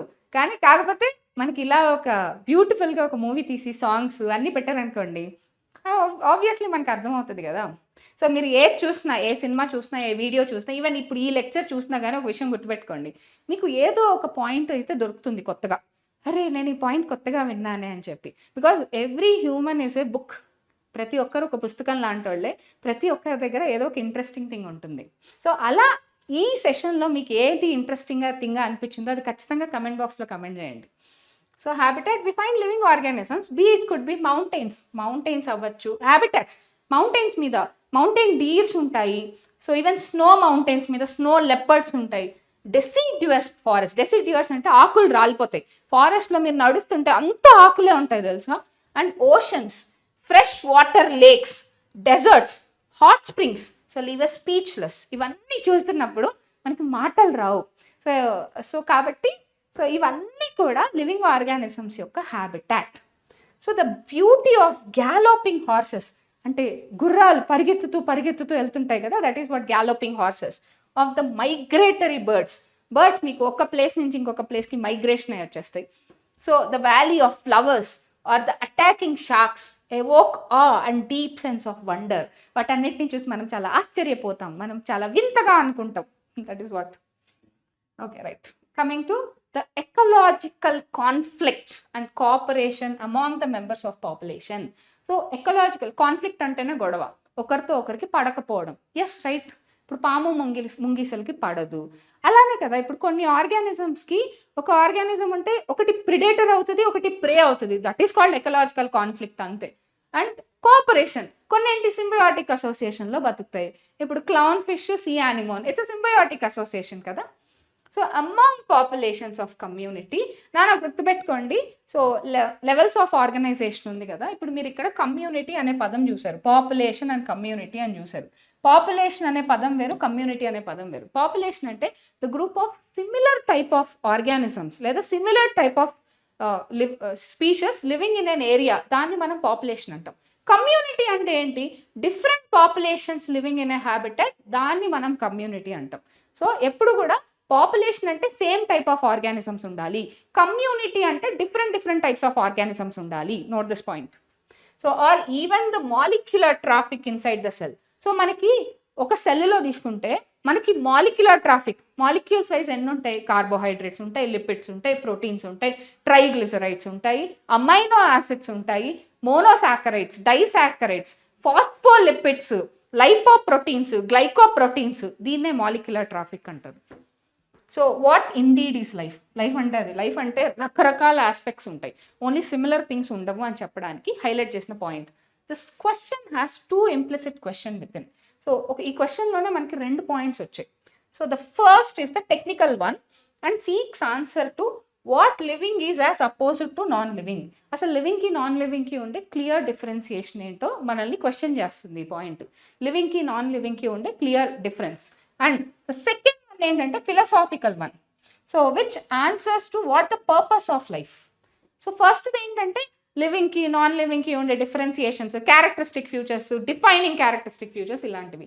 తర్వాత వచ్చేది ఫిలసాఫికల్ ఆస్పెక్ట్. నన్ను ఒక విషయం గుర్తుపెట్టుకోండి, ఫిలసాఫికల్ అని మనం మాట్లాడాము అంటే అసలు ఫిలసాఫికల్గా మనం ఎక్కడ బయాలజీలో మాట్లాడు. Philosophy is something different that. అసలు పర్పస్ ఆఫ్ లైఫ్ ఏంటి, మనం ఎందుకు బతకాలి, ఎవరి కోసం బతకాలి, మనం సేవ చేయడం కోసం బతకాలి, లేకపోతే దేవుడు మనల్ని ఇక్కడికి పంపించాడు, ఇలాంటివన్నీ ఫిలసాఫికల్ ఆస్పెక్ట్స్ అనమాట. ఇలాంటి వాటి గురించి మనం మాట్లాడుకోవట్లేదు. సో అదే పాయింట్ మీరు ఇక్కడ ఇచ్చుంటారు చూడండి. So as scientist we shall not attempt answering the second question. So ఇలాంటిది కూడా మీకు కాంపిటేటివ్ ఎగ్జామ్స్లో అడగచ్చు. బయాలజీ అనేది ఫిలసాఫికల్ పాయింట్ ఆఫ్ వ్యూలో పనిచేస్తుందా? నో. బయాలజీ ఎప్పుడు ఫిలసాఫికల్ పాయింట్ ఆఫ్ వ్యూలో పని చేయదు. Biology will seek answers. మిమ్మల్ని ఆన్సర్స్ అడుగుద్ది బయాలజీ. ఎందుకు అని అడుగుద్ది. ఇప్పుడు మన వాళ్ళు ఏం చెప్తారు, ఈవినింగ్ టైమ్స్ నెయిల్స్ కట్ చేయకూడదు అంటారు. బయాలజీ ఎలా అడుగుద్ది, సరే కట్ చేయకూడదు, నేను ఒప్పుకుంటా, ఎందుకు కట్ చేయకూడదు అని అడుగుద్ది. Okay, this is biological point of view. So we will try to reflect on what is living. అసలు వాట్ ఈస్ లివింగ్, లైఫ్ అంటే ఏంటి అని ఎక్స్ప్లెయిన్ చేస్తుంది. Okay guys, so if you look around, you will seek a large variety of living organisms. Yes, that is what biodiversity will tell us. So if you take kingdom Monera, kingdom Protista, fungi, kingdom Plantae, kingdom Animalia, n variety of species unnai man chuttu. Potted plants, insects, birds, your pets, or other animals and plants. So pets అనగానే మనకు గుర్తొచ్చేది so the very friendly dogs కదా. ఇలా మనం చుట్టూ చూస్తేనే మనకి ఏదో ఒక ఆర్గానిజం కనిపిస్తుంది. There are also several organisms that you cannot see with your naked eye. Microorganisms. Okay. So coming to the microbiology point of view, there is a life which we cannot see. Life undi కానీ మనం కళ్ళతో మన naked అయితే కనిపిదది. That is what bacteria. ఇవన్నీ living ఆర్గానిజమ్సే కదా. Bacteria is a living organism. Protozoa is a living organism. Slime mould is a living organism. Paramecium is a living organism. Euglena is a living organism. Diatom, dinoflagellates, ఇవన్నీ living ఆర్గానిజమ్సే. కానీ మన కళ్ళతో కనిపించవు, మన కంటితో మనం చూడలేము. But even though the life is there. మన కళ్ళతో కనిపించదు కదా అని చెప్పి లైఫ్ లేదు అని చెప్పకూడదు. మన కళ్ళతో చూడలేనివి కూడా వాటికి కూడా లైఫ్ ఉంది అని చెప్తున్నారు. So if you are increase the area to make observations in the range and variety of organisms that you see would increase. మనం ఇది స్పీషియస్ ఏరియా రిలేషన్షిప్ కిందకి వస్తుంది. మనం ఏరియాని పెంచుకుంటూ వెళ్ళే కొద్దీ the number of species you see and the variety of the species you see will increase. Yes right, అర్థమైందా? ఇది చాలా నార్మల్ ఇదే. మీరు ఏరియా పెంచుకునే కొద్దీ నెంబర్ ఆఫ్ స్పీషియస్ పెరుగుతాయా అండ్ టైప్ ఆఫ్ స్పీషియస్ కూడా పెరుగుతాయి కదా. Okay right. So obviously if you were to visit a dense forest you will probably see much greater number and kind of living organisms in it. మీరు ఒక forest ని visit చేస్తే చాలు మీకు n number of organisms. మీరు area of the forest ని increase చేసుకునేటప్పుడు మీకు అలానే variety of organisms, type of organisms, అలానే నెంబర్ ఆఫ్ ఆర్గానిజమ్స్ కూడా పెరుగుతూ ఉంటుంది. That is what species area relationship చెప్పిందే అది కదా. Each different kind of plant, animal, organisms that you see represent the species. సో ఇప్పుడు నేను ఒక లయన్ని చూసాను. Lion is a species, tiger is a species, deer is a spacious, rabbit is a species. Every kind of organism is a different species. So the number of species that are known and described range between నాన్న ఇది IUCN report. Remember, ఇది మీకు IUCN report అనేది మీకు ఒక competitive ఎగ్జామ్లో అడగచ్చు, అలానే ఒక 2 మార్క్ క్వశ్చన్గా కూడా అడగచ్చు. సో IUCN అంటే ఫుల్ ఫామ్ ఏంటి చెప్పండి నాకు, కమెంట్ బాక్స్లో పెట్టండి. IUCN according to IUCN report ప్రకారం 1.7 to 1.8 millions of species so far discovered. ఆ పాయింట్ కూడా చాలా ఇంపార్టెంట్. సో ఫార్ డిస్కవర్డ్, ఇప్పటి వరకు కనుక్కున్నది. So far discovered and described. Discovered and described. Got it? ఇప్పటి వరకు కనుక్కున్నది, ఇప్పటి వరకు డిస్క్రైబ్ చేసినవి. See, this is very very important thing. According to IUCN report ప్రకారం 1.7 to 1.8 మిలియన్స్ ఆఫ్ స్పీషీస్. ఈ నెంబర్ మాత్రం చాలా చాలా ఇంపార్టెంట్. బయోడైవర్సిటీ అండ్ కన్జర్వేషన్లోనూ సేమ్ ఇలాంటి నెంబరే వస్తుంది, అండ్ లివింగ్ వరల్డ్లో కూడా ఇదే నెంబర్ వస్తుంది. They can be asked as a 2 marks. This refer to biodiversity and number and type of organisms present on the earth. దీన్నే మనం బయోడైవర్సిటీ అంటాము. బయోడైవర్సిటీని డిస్క్రిప్టివ్ వేలో కాకుండా న్యూమరికల్ వేలో చెప్పాలనుకోండి, 1.7 to 1.8 millions of species so far discovered. ఇంకా ఎన్ని millions ఉన్నాయో మనకి ఇంకా తెలియదు. కొన్ని అయితే మనం డిస్కవర్ చేసే లోపలే అవి ఎక్స్టింక్ట్ కూడా అయిపోతున్నాయంట. So we should remember here that we explore new areas and even old ones. So మనం కొత్త ఏరియాస్ని ఎక్స్ప్లోర్ చేస్తున్నాం, కొత్త ఆర్గానిజమ్స్ని కనుక్కోవడానికి. ఈవెన్ ఓల్డ్ ఏరియాస్ని కూడా మళ్ళీ ఎక్స్ప్లోర్ చేస్తున్నాం. So new organisms are continuously to be identified. కంటిన్యూగా కొత్త ఆర్గానిజమ్స్ని కనుక్కుంటూనే ఉన్నాం. Okay, so coming to here, as stated earlier, నేను మీకు ముందుగా చెప్పినట్టే there are millions of plants and animals. As stated earlier there are millions of plants and animals in the world. ఈ మొత్తం ఆల్ ఓవర్ ద వరల్డ్లో చాలా millions, which is మన imagination కంటే ఎక్కువ అని అర్థం. Known the plants and animals in our own area by their local names. అంతెందుకు మన ఓన్ ఏరియాలోనే మీకు చాలా రకాలైన ఆర్గానిజమ్స్ కనిపిస్తాయి. So the local names would vary from place to place. Local names అనేది మారుతూ ఉంటుంది. For example let me tell you, ఇప్పుడు ఎర్రగడ్డ అనగానే మీకు ఏం గుర్తొస్తుంది? సో చాలామందికి ఇది ఆనియన్ అని తెలియకపోవచ్చు. సో ఇప్పుడు మా సైడు ఆనియన్ని ఎర్రగడ్డ అంటాం. సో ఇంకొక సైడు ఉల్లిపాయ అంటారు. అలానే పొటాటో తీసుకోండి. పొటాటోని మా సైడు పొటాటోని ఉర్లగడ్డ అంటారు. ఇంకొక సైడు ఆలుగడ్డ అంటారు. ఇంకొక సైడు బంగాళాదుంప అంటారు. So we have to respect కదా ఈచ్ అండ్ ఎవ్రీ లోకల్ నేమ్స్కి. లోకల్ నేమ్స్ అవ్వచ్చు, కామన్ నేమ్స్ అవ్వచ్చు, ఓ ఏరియాని బట్టి మారిపోతూ ఉంటుంది. అలానే ఇంకొన్ని పదాలు ఉంటాయి, అది రీజియన్ని ప్రకారం మారిపోతూ ఉంటుంది. ఇప్పుడు నేను వచ్చి ఉర్లగడ్డ ఉందా ఎర్రగడ్డ ఉందా అంటాం. ఇప్పుడు అంతెందుకు గార్లిక్ తీసుకోండి, గార్లిక్ని మేము తెల్లగడ్డ అంటాం. సో మీరేమంటారు? వెల్లుల్లిపాయ అంటారు అనుకోండి. ఇలా చూడండి, రీజన్ ప్రకారం పేర్లు మారిపోతూ ఉన్నాయి. ఇలా ఉన్నప్పుడు చాలా కన్ఫ్యూజన్స్ వస్తాయా లేదా? ఇప్పుడు అలాంటప్పుడు ఈరోజు నేను ఉల్లగడ్డ కూర చేశాను అంటారు, మీకు అర్థం కాదు ఉల్లగడ్డ కూర ఏంటి అని చెప్పి. ఇలాంటి డిఫరెన్సెస్ ఆఫ్ ఒపీనియన్స్, ఇలాంటి డిఫరెన్సెస్ కన్ఫ్యూజన్స్ లేకుండానే ఒక కామన్ నామెన్క్లేచర్ అనేది పెట్టాలి అని డిసైడ్ అయ్యారు. సో అదే ఇప్పుడు మన topic of discussion. So even with in country, ఒక కంట్రీ లోపల ఉండే రీజన్స్లోనే చూడండి, అంతెందుకు ఒక స్టేట్లో ఉండే ప్రాంతాల్లోనే ఒక్కొక్క ప్రాంతంలో ఒక్కొక్క పేరుతో పిలుస్తాం. ఇంతకీ మీ ఊర్లో ఉర్లగడ్డని ఎర్రగడ్డని తెల్లగడ్డని ఏమని పిలుస్తారు? కమెంట్ చేయండి. Okay, probably you would have recognised the confusion. First confuse అవుతాం. So would be created if we did not find ways and means to talk to each other. So దాన్ని బట్టి మనకి అవతల వాళ్ళు దేని గురించి మాట్లాడుతున్నారు అనేది మనకు అర్థం కాదు. So refer to organisms we were talking about. మనం దేని గురించి మాట్లాడుతున్నాము అనేది ఒక పెద్ద కన్ఫ్యూజన్గా మిగిలిపోతుంది, right? So now hence there is a need for standardization. So hence there is a need to standardize the names of living organisms such that a particular organisms is known by the same name all over the world. మీరు ప్రపంచంలో ఎక్కడికి వెళ్ళినా కానీ ఆ పేరు చెప్పంగానే ఓ వాళ్ళు దేని గురించి మాట్లాడుతున్నారు అనేది మీకు అర్థమైపోవాలి. ఇప్పుడు Panthera leo, okay, lion which is a standardised universal name.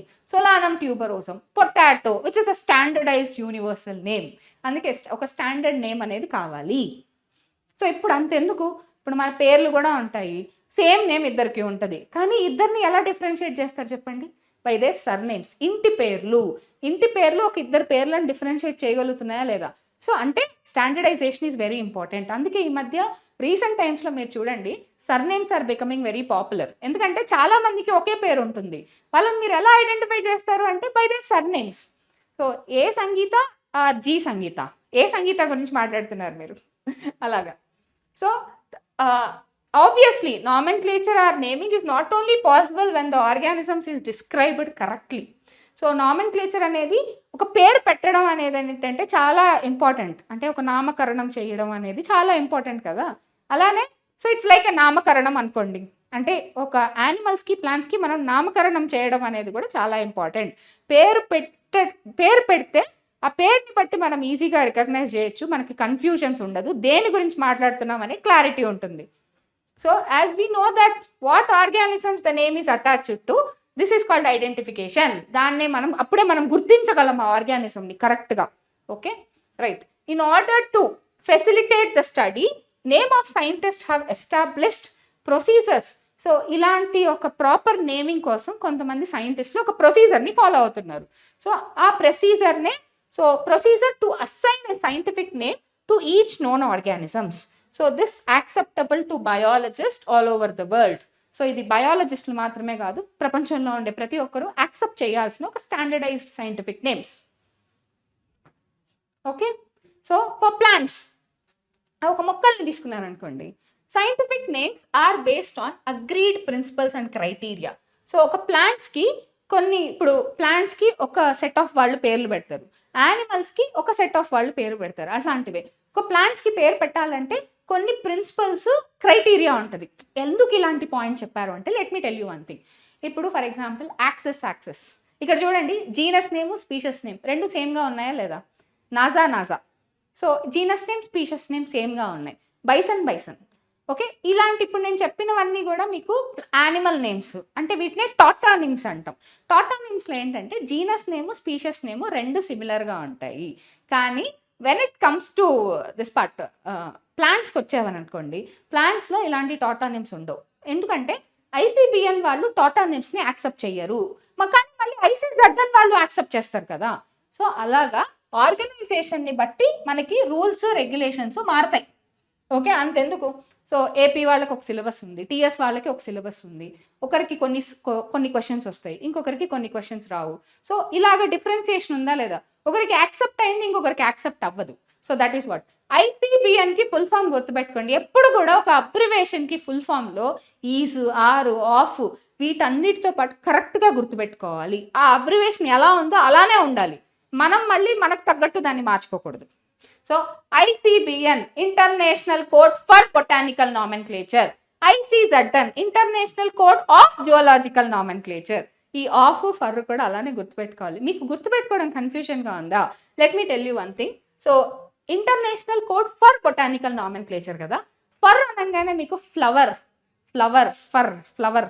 ఇలాంటి ఒక కొంచెం నేమింగ్ కొంచెం సిమిలర్గా ఉంది కదా, అలా గుర్తుపెట్టుకోండి. International code for botanical nomenclature, international obviously remaining international code of geological nomenclature. Got it? So for అంటే flower will be related to botany. ఇలాంటి మరికొన్ని నిమోనిక్స్ కోసం కూడా మన ఛానల్ ఫాలో అవ్వండి. So you may ask how are animals named. సరే, plants అయితే international code for botanical nomenclature పెట్టింది, మరి యానిమల్స్కి పేర్లు ఎవరు పెట్టారు? So animals taxonomists have evolved International Code of Geological Nomenclature, ICZN. Okay, so this scientific names ensure each organism has only one name. Okay, పేరు ఉండాలి. Scientifical గా all over the world ఒకే పేరు ఉండాలి వాటికి. సో అలాంటి ఒక బేసిక్ ప్రిన్సిపల్స్ ని వీళ్ళు తీసుకొచ్చారు. So when it comes to ICBN, what? International Code for Botanical Nomenclature, ICZN International Code of Geological Nomenclature. Coming to here, description of any organism should be enable the people in any part of the world. So ఆ organisms గురించి ఉన్న description all over ఈ ప్రపంచంలో ఉండే ఎవరైనా సరే దాన్ని identify చేయగలగాలి. So to arrive as the same name, they are also ensure they should name has not been used by any other known organism. ఆ పేరు వేరే వాటికి పెట్టకూడదు. ఇప్పుడు మనకు చూడండి, మనకు అలాంటి ఆథెంటిసిటీ, సైంటిఫిక్నెస్ లేదు కాబట్టి ఒకే పేరు చాలా మందికి పెడతాం. ఇలాంటివి మనకు కూడా ఉన్నాయనుకోండి, అంటే హ్యూమన్స్కి కూడా ఒకరికి వాడిన పేరు ఇంకొకరి వాడకూడదు అని చెప్పారనుకోండి, మీకు ఎన్ని మిలియన్స్, ట్రిలియన్స్ ఆఫ్ నేమ్స్ వస్తాయో చెప్పండి. రైట్. సో కాకపోతే మనకి ప్రాక్టికల్గా అది వర్కౌట్ అవుతుంది, కష్టం. Okay, now coming to here, biologists follow universally accepted principles to provide scientific name of known organisms. This all you know.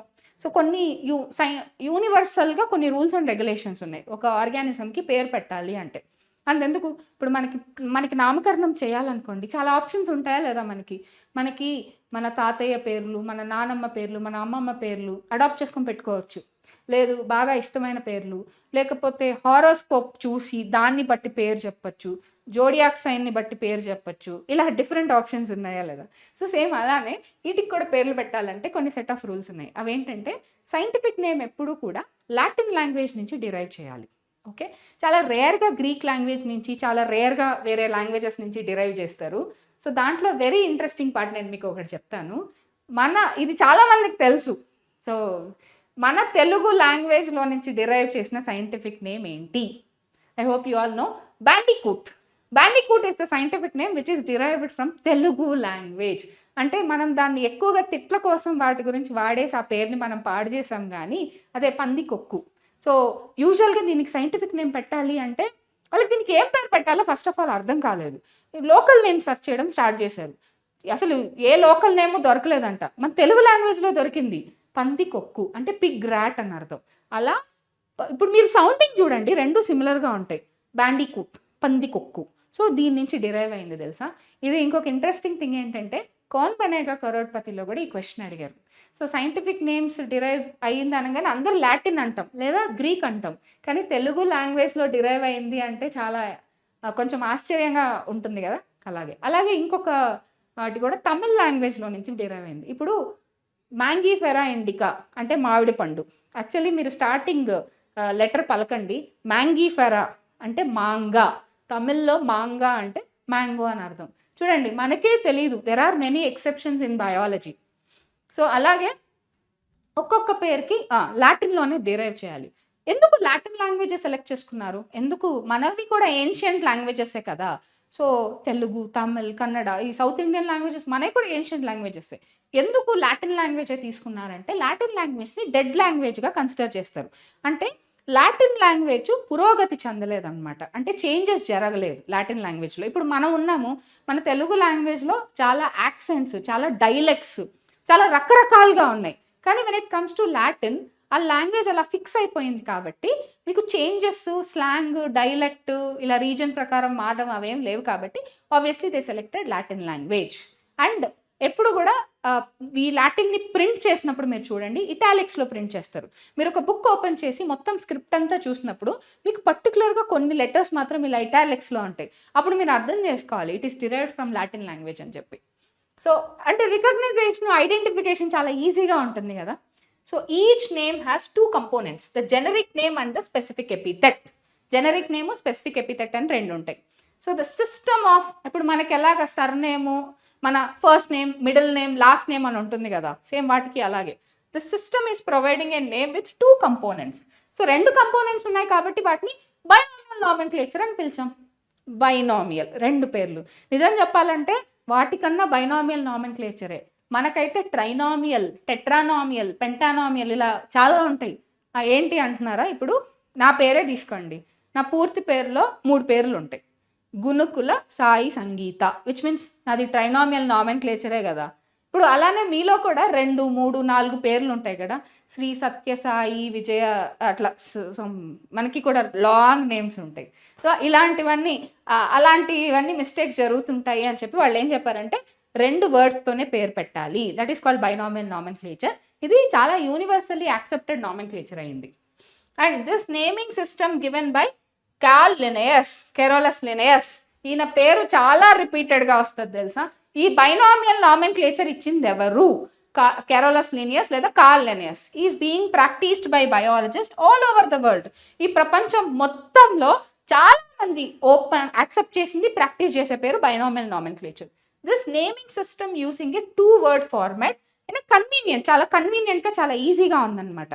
So take the example of mango and to understand the way of providing the scientific names better. Scientific name of mango ni ela rastaru ante Mangifera indica. So first letter ante generic name lo unde first letter capital lo pettali, specific epithet lo unde first letter small letter lo pettali. So Mangifera indica ante mango. Okay, we'll go with the next thing. So let us see how it is a binomial nomenclature. Elaga adi binomial nomenclature ani chuddam. So Mangifera ఇండికాలో Mangifera అనేది genus name, Indica అనేది species name, ఒక particular species అనమాట, లేదా specific epithet అని కూడా అంటాం. Other universal rules of nomenclature. నానా ఇది 4 మార్క్స్ కిందకి ఎక్స్పెక్ట్ చేయొచ్చు. You can expect this as a 4 mark question. What is the universally accepted rules for naming the organism, లేదా what is the rules and regulations for binomial nomenclature. లేదా మీరు 2 మార్క్స్లో ఇంకో question expect చేయొచ్చు. అదే give the scientific name. Binomial నామెన్క్లేచర్ని base చేసుకొని ఈ ఆర్గానిజంకి scientific name ఇవ్వండి. అలానే క్వశ్చన్ని ఎక్స్టెండ్ చేస్తూ కూడా బైనామియల్ నామెన్క్లేచర్ని ఇంట్రడ్యూస్ చేసింది ఎవరు? So they can ask like this questions.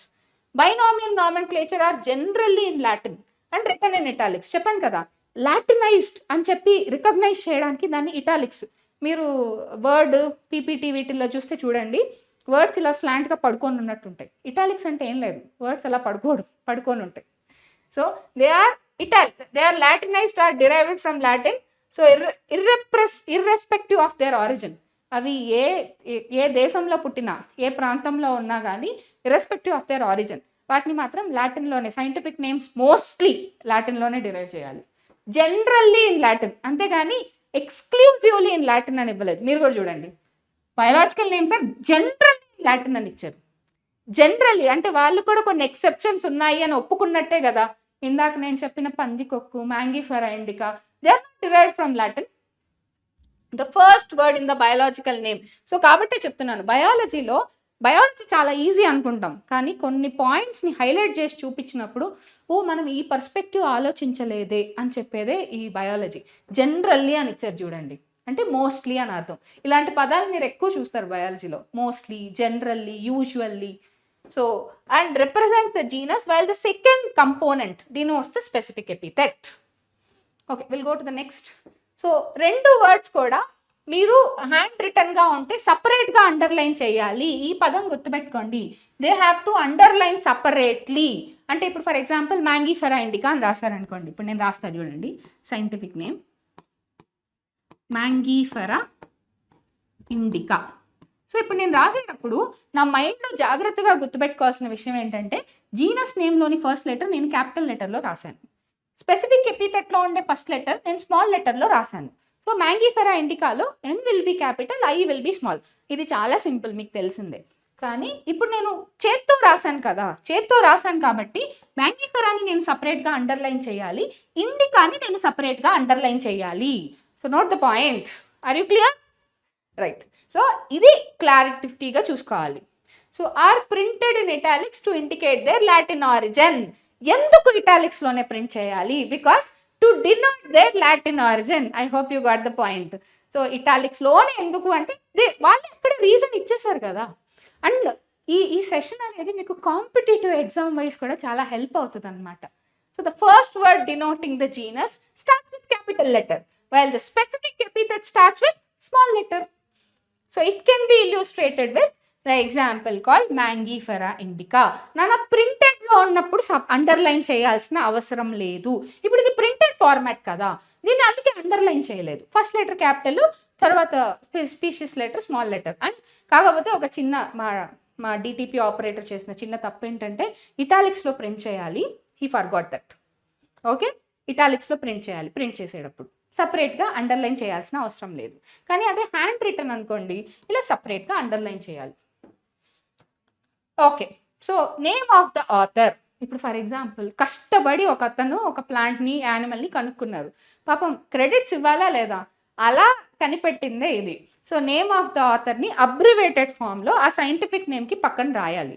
So అప్పుడు మనకు అర్థం అవ్వాలి, ఐడెంటిఫై చేసింది, డిస్కవర్ చేసింది అతనే అని చెప్పి. So name of the author appears after the specific epithet, that is at the end of the biological name and written in abbreviated form. Abbreviated form లో రాయాలి. ఇప్పుడు ఫర్ ఎగ్జాంపుల్ నా పేరే తీసుకోండి, సంగీత. సో నేనేమీ కనిపెట్టలేదు, ఇన్ కేస్ కనిపెడితే సైంటిఫిక్ నేమ్ రాసి దాని పక్కన శాన్ అని రాయాలి, అంటే అబ్రివేటెడ్ ఫామ్. సంగీతకి అబ్రివేటెడ్ ఫామ్ తీయాలంటే శాన్. అలా మీ నేమ్కి కూడా ఏమన్నా అబ్రివేటెడ్ ఫామ్స్ ఉంటే కమెంట్ బాక్స్లో పెట్టండి. Okay, Mangifera indica, Linn. So Linn అంటే Carl Linnaeus. So he is the one who identified and who described that whole organism. So it indicates that the species was first described by Linnaeus. First ఎవరు చూసారో వాళ్ళ పేరే వస్తుంది, second third వాళ్ళే కాదు, the first person. So and since it is nearly impossible to study all living organisms, నిజం చెప్పాలంటే ప్రపంచంలో ఉండే ప్రతి ఒక్క లివింగ్ ఆర్గానిజంని చదవడం ఇంపాసిబుల్. మనకుండే లైఫ్ స్పాన్ కూడా సరిపోదు, మనకుండే రోజులు, గంటలు, సెకండ్లు అసలు సరిపోవు. So it is necessary to device some means to make this possible. అసలు దీనికి కూడా ఈ ప్రాబ్లంకి ఒక సొల్యూషన్ వెతకాలి. అదే the classification. The process is classification. Classification is the process by which anything is grouped in to convenient categories. ఇప్పుడు ఒక స్కూల్లో 2000 మంది ఉన్నారు, ఆ స్కూల్ ప్రిన్సిపల్కి 2000 మంది పేర్లు గుర్తుంటాయా? ఆబ్వియస్లీ గుర్తుంటే he must be A super human. Mostly జనరల్గా హ్యూమన్స్కి అంతమంది పేర్లు ఒకేసారి గుర్తుండవు. సో అప్పుడు ఏమంటారు, క్లాసుల వైజ్ డివైడ్ చేస్తారు. First class students, second class students, third class students, that's what. So అలా క్లాసిఫై చేయాలి. And some easily observable characters based on some easily. నాన్న ఇది గుర్తుపెట్టుకోండి, ఎలా క్లాసిఫై చేశారు అంటే మనం ఈజీగా అబ్జర్వ్ చేసే క్యారెక్టర్స్ని బేస్ చేసుకొని. ఇప్పుడు బర్డ్స్ అనగానే మనం ఎలా చెప్తాం, బర్డ్స్కి వింగ్స్ ఉంటాయి, బర్డ్స్కి ఫెదర్స్ ఉంటాయి, బర్డ్స్కి క్లాస్ ఉంటాయి, బర్డ్స్ ఎగురుతాయి, బర్డ్స్కి బీక్ ఉంటుంది. ఇలా అబ్జర్వబుల్ క్యారెక్టర్స్ని బేస్ చేసుకునే కదా వాటిని క్లాసిఫై చేస్తున్నాం. అలాగా. And now coming to this, for example we easily recognize groups such as plants or animals or dogs, cats, insects. మనం వీటిని చాలా ఈజీగా రికగ్నైజ్ చేస్తాం.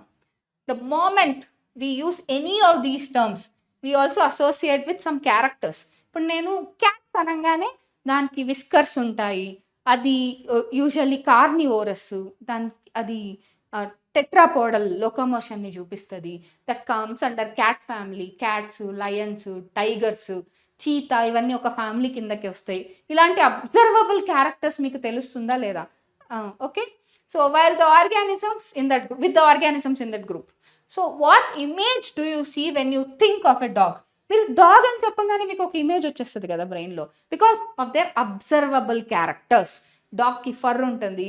ఇప్పుడు ఫర్ ఎగ్జాంపుల్ గోల్డెన్ రిట్రీవర్ అయితే ఇలా ఉంటుంది, ల్యాబ్ డాగ్ అయితే ఇలా ఉంటుంది. ఇప్పుడు గోల్డెన్ రిట్రీవర్ వేరు, ల్యాబ్ డాగ్ వేరు. చూసి గోల్డెన్ రిట్రీవర్కి మీకు ఎక్కువ ఫర్ ఉంటుంది, ల్యాబ్కి అంత ఫర్ ఉండదు. సో అబ్జర్వబుల్ క్యారెక్టర్స్ని బేస్ చేసుకొని మీరు డిఫరెన్షియేట్ చేయగలుగుతున్నారా లేదా? So obviously each one of us will see dogs, not cats. నాకు డాగే గుర్తొస్తుంది, క్యాట్ చెప్పినప్పుడు క్యాటే గుర్తొస్తుంది. ఇప్పుడు టైగర్ ఉంది, సో టైగర్ డిఫరెంట్గా ఉంటుంది, లయన్ డిఫరెంట్గా ఉంటుంది. ఎలిఫెంట్ అనగానే ట్రంక్ ఉంటుంది, దానికి ఇన్సిజర్స్ పొడుగ్గా ఉంటాయి, అదే దంతాలు ఉంటాయి, టస్క్ ఉంటుంది. So this is what we imagine. So now if we were to think the Alsatian, అలా చాలా మంది కన్ఫ్యూజ్ అవుతారు. ఈవెన్ నేను కూడా చిన్నప్పుడు కన్ఫ్యూజ్ అయ్యేదాన్ని. చిన్నప్పుడు దాన్ని అల్సేషియన్ అనే పిలిచేవాళ్ళం. ఈ మధ్య జర్మన్ షెపర్డ్ అంటున్నారు కదా, రెండు ఒకటే. అల్సేషియన్ అన్న ఒకటే, జర్మన్ షెపర్డ్ అన్న ఒకటే. అల్సేషియన్, సో అది ఆల్సాక్ అనే రీజన్లో ఉండేది కాబట్టి దాన్ని అల్సేషియన్ అని పేరు పెట్టారంట. So we know what we are talking about. Alsatian అనగానే ద మోస్ట్ ఫెరోషియస్ డాగ్స్ గురించి మనం మాట్లాడుతున్నాము అనేది మనకి మైండ్లో ఒక పిక్చర్ వచ్చేస్తుంది. ఈవెన్ మీరు చూడండి, people will buy the dogs. ఎక్కువ డబ్బులు దేనికి పెడతారంటే ఫర్ ప్యూర్ బ్రీడ్స్ అనమాట. సో ప్యూర్ బ్రీడ్ అంటే మీకు ఈ స్నౌట్ దగ్గర అంతా బ్లాక్ కలర్లో ఉంటుంది. సో వీ రికగ్నైజ్, ఈవెన్ వాటిని కూడా మనం ఎలా రికగ్నైజ్ చేస్తున్నాం, ఇది ప్యూర్ బ్రీడా లేకపోతే ఇది హైబ్రిడ్ అని చెప్పి, because with their observable characters, right? Okay. So coming to here, similarly suppose viewers to say mammals అనగానే మనకి ఏం గుర్తొస్తుంది? సో వాటికి డయాఫ్రమ్ ఉంటుంది, మ్యామరీ గ్లాండ్ ఉంటుంది, అవి పిల్లలకి పాలు ఇస్తాయి. This is what we differentiate కదా. సో మ్యామల్స్ అనేది ఏ కేటగిరీ కిందకు వస్తుంది? Mammals will comes under class. గుర్తుపెట్టుకోండి, ఇక్కడే చెప్తున్నా, mammals will comes under class నాన్న, right? So animals with external ears. So మ్యామల్స్కి మాత్రమే ఇలా బయట చెవులు ఉంటాయి, ఓకే? అండ్ మ్యామల్స్కి మాత్రమే బాడీ మీద హెయిర్ ఉంటుంది, మ్యామల్స్కి మాత్రమే మ్యామరీ గ్లాండ్ ఉంటుంది, బాడీ మీద హెయిర్ ఉంటుంది, ఎక్స్టర్నల్ ఇయర్ ఉంటుంది, డయాఫ్రమ్ ఉంటుంది. ఇవన్నీ మ్యామల్స్కి మాత్రమే ఉంటాయి. So like wise in plants, if we were try to talk wheat అనగానే ఏంటన్నా, ట్రైటికమ్ ఏస్టివం. వీత్ అంటే ధాన్యం. సో అదే వీత్ అనగానే ఆబ్వియస్లీ మనకు ట్రైటికమ్ ఏస్టివం గురించే గుర్తొస్తుంది. So mines we will be wheat plant, not any other plant. మనకి వీత్ అనగానే వీటే అదే గుర్తొస్తుంది, వేరే ప్లాంట్స్ గుర్తుకురావు. అలానే see here, hence all these dogs, cats, mammals, wheat, rice. So try to understand. Dogs will comes under the family canine. So cats, Canidae, ఇదేమో Canidae family కిందకి వస్తుంది, ఇదేమో ఫెలిడే ఫ్యామిలీ కిందకి వస్తుంది. నేను ఇక్కడే రాస్తున్నాను ఎందుకంటే ఆ పాయింట్స్ వచ్చినప్పుడు దట్ ఈస్ వాట్, ఎందుకు ఇలా లైన్ బై లైన్ ఎక్స్ప్లెయిన్ చేస్తున్నామంటే ప్రతి point, this one video will be for you one stop solution కాబట్టి. సీ హియర్, డాగ్స్, క్యానిడే అంటే వీటికి కెనైన్స్ చాలా బాగా స్ట్రాంగ్గా ఉంటాయి. క్యానైన్స్ టియరింగ్ అంటే ఫ్లష్ని టియర్ చేయాలి కదా. So cats, Felidae. సో ఈ ఫ్యామిలీస్ కిందకి వస్తాయి ఇవి. మ్యామల్స్ అంటే it comes under the category class. Mammals అనేది క్లాస్ కిందకి వస్తుంది టాక్సనామికల్ హైరార్కీలో. అలానే రైస్కి సైంటిఫిక్ నేమ్ ఏంటన్నా? ఒరైజా sativa. ఒరైజా sativa is rice. Wheat అంటే ట్రైటికమ్ aestivum.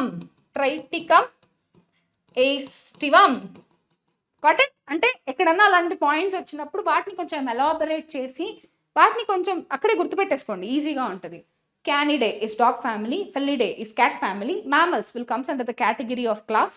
Wheat, Triticum aestivum, rice, Oryza sativa. ఎందుకంటే రిపిటేటివ్గా నెక్స్ట్ కమింగ్ చాప్టర్స్లో కూడా వీటి మీద మీకు ఎక్కువ కాన్సన్ట్రేషన్ ఉంటుంది కాబట్టి. So our convenient category we use to study the organisms. The scientific term for these categories is taxa. ఇదిగోండి ఈ పాయింట్ వెరీ వెరీ ఇంపార్టెంట్, అందుకే ఇచ్చేసారు చూడండి. The scientific term for this categories are taxa. నానా గుర్తుపెట్టుకోండి, taxa అనేది plural word. So I'll write here category వేరు, category, rank ఈ రెండు ఒకటే. Category, rank. ఇప్పుడు ఫర్ ఎగ్జాంపుల్ నేను స్పీషియస్ అన్నాను అనుకోండి, స్పీషియస్ అన్నాను. స్పీషియస్ అనగానే మీకు కేటగిరీ లేదా ర్యాంక్. ఇప్పుడు ఆబ్వియస్లీ మీకు నేను స్పీషియస్ అని చెప్పినప్పుడు ఇది లోయెస్ట్ ర్యాంక్, లోయెస్ట్ కేటగిరీ అనే విషయం మీ మైండ్లో తెలుస్తుందా లేదా? అలానే so this will comes under categories. So ఈ స్పీషియస్లో if I take like if you take lion, Panthera leo, Panthera leo, leo అంటే ఇది taxon. So this Panthera will comes under taxon, this leo will comes under taxon. Scientific నేమ్స్తో represent చేసే వాటిని taxon అంటాము. ఈ category యొక్క టాక్సాన్స్ ఇవి. So ఒక కేటగిరీలో చాలా స్పీషియస్ ఉంటాయి, చాలా టాక్సాన్స్ ఉంటాయి కాబట్టి అవి టాక్సా. సో రిమెంబర్, టాక్సాన్ ఈ సింగులర్ వర్డ్, ఈ singular word. Taxa is plural word, taxa is plural word. గుర్తుపెట్టుకోండి, ఓకే? ఎందుకంటే చాలా మంది కన్ఫ్యూజన్ తెలుసా, ఎవరికైనా సరే ఇది టాక్సాన్ ఏంటి, టాక్సా ఏంటి, కేటగిరీ ఏంటి, ర్యాంక్ ఏంటి అని చెప్పి. So if you tell kingdom, class, order, మీరు whatever the thing, categories వాటిని అన్నిటిని మీరు కేటగిరీ లేదా ర్యాంక్ అని చెప్పాలి. ఆబ్వియస్లీ మీరు కేటగిరీ చెప్పంగానే అది హైయెస్ట్ ర్యాంకా లోయెస్ట్ ర్యాంకా అనే విషయం అర్థమైపోతుంది. ఇంకొకటి, సో ఈ స్పీషియస్లో మీకు చాలా ఉంటాయి, చాలా టాక్సాన్స్ ఉంటాయి. So Panthera will comes under the category of genus. అంటే సైంటిఫిక్ నేమ్తో రిప్రజెంట్ చేసాం కాబట్టి ఇది టాక్సాన్ అవుతుంది. టాక్సాన్ అనేది సింగులర్, టాక్సా అనేది plural. So see here, so here you must recognise that taxa can be indicate category in a very different level. ఇప్పుడు నేను ఫెలీడే అన్నాను. ఫెలీడే అనే టాక్సాను చెప్పంగానే మీకు ఏ కేటగిరీ గుర్తొస్తుంది? ఫ్యామిలీ గుర్తొస్తుందా లేదా? ఓకే, సో ఇంకా కొంచెం ఎలాబరేటివ్గా చెప్తాను, వినండి. ఇప్పుడు ఫెలీడే, క్యానిడే, కార్నివోరా, సొలనేసి, మీకు ఇంకా అర్థమైపోద్ది దీని తర్వాత. See all these things are taxa. So వీటన్నిటిని కలిపి మనం టాక్సా అంటాం, అదే ప్లూరల్. సో ఇప్పుడు నేను కేటగిరీ అడిగాను అనుకోండి, ఇప్పుడు ఫెలీడే అనగానే it will comes under the category of family, ఇది కేటగిరీ. ఓకే, క్యానిడే ఇది కూడా family, Carnivora order, సొలనేసి family. So ఇప్పుడు నేను ఇలా మీకు టాక్సాన్ చెప్పంగానే మీరు కేటగిరీ చెప్పేయగలిగారు కదా. So these are categories. ఆ పాయింట్కి అర్థం అది మీకు అర్థమైపోయినట్టుంది ఇప్పుడు. ఓకే, చాలా మందికి కన్ఫ్యూజన్ ఉంటుంది ఇది. Plants also form a taxa. So wheat is also a taxa. And similarly, animals, mammals, dogs, all of them are all taxa. But you know, the dog is a mammal and mammals are animals. So dog is obviously will comes under mammal because you చూడండి characteristic features. డాగ్కి nails ఉంటాయి, body మీద fur ఉంటుంది, and external ears ఉంటాయి, diaphragm ఉంటుంది, mammary gland ఉంటుంది. All these things are mammal characteristic features కదా. So therefore, so mammals అనేది టాక్సా, మ్యామల్స్ అనేది టాక్సా. అదే క్లాస్ అనేది కేటగిరీ, మ్యామల్స్ అనేది taxa. Therefore animals, mammals and dogs represent the taxa. So ఇవన్నీ కూడా టాక్సాని రిప్రజెంట్ చేస్తాయి, డిఫరెంట్ టాక్సాని రిప్రజెంట్ చేస్తాయి. సో ఇది మీకు అర్థమైతే చాలు, ఆబ్వియస్లీ ఆ మొత్తం స్టేట్మెంట్ అంతా అర్థమైపోతుంది. Hence based on characteristic features, all living organisms can be classified into different taxa. వాటి యొక్క క్యారెక్టరిస్టిక్ ఫ్యూచర్స్ ప్రకారం డిఫరెంట్ టాక్సాగా మనం క్లాసిఫై చేసాం. So this purpose of classification is called taxonomy. ఇలా వాటి యొక్క సిమిలారిటీస్, డిస్సిమిలారిటీస్, అబ్జర్వబుల్ క్యారెక్టర్స్ వీటన్నిటిని బేస్ చేసుకొని మనం డిఫరెంట్ కేటగిరీస్గా డివైడ్ చేసే ప్రాసెస్నే టాక్సానమీ అని పిలుస్తాము. Who is the father of taxonomy? Carl Linnaeus. Who proposed the binomial nomenclature? Carl Linnaeus. Who has given the artificial system of classification? Carl Linnaeus. Who has given the sexual system of classification? Carl Linnaeus. వీటన్నిటికీ పేర్లు అదే, ఒకే పేరు. So you have many credibilities. External and internal structure నాన్న గుర్తుపెట్టుకోండి ఎప్పుడు కూడా. External అంటే morphology is external structure. Morphology అంటే external size, shape, form, colour ఇవన్నీ మార్ఫాలజీ కిందకి వస్తుంది. ఇంటర్నల్ స్ట్రక్చర్ అనేసరికి anatomy. Anatomy will comes under internal structure along with the structure of cell development. దాని స్ట్రక్చర్ ఆఫ్ సెల్ అంటే cytology కిందకి వస్తుంది. Cytology or cell biology. Developmental process అంటే embryology కిందకి వస్తుంది. Ecological information ecology. So essential to form a basis of modern taxonomy. అప్పుడు మీకు old టాక్సానమీస్ అన్ని కూడా ఎక్స్టర్నల్ అబ్జర్వబుల్ క్యారెక్టర్స్ని మాత్రమే చూసి క్లాసిఫై చేసాయి. కానీ లేటెస్ట్ మోడర్న్ టాక్సానమీ మాత్రం మీకు morphology, anatomy, embryology, cytology, histology, చాలా ఎకాలజీ, ఇవన్నీ డెవలప్మెంటల్ బయాలజీ ఇవన్నీ రకరకాలుగా తీసుకొని క్యారెక్టరైజ్ చేసింది. That is what the modern taxonomy and old taxonomy differ. So hence characterization, identification, classification and nomenclature are the basis of taxonomy. Okay, so మీరు దీన్ని ఎలా గుర్తుపెట్టుకుంటారు అంటే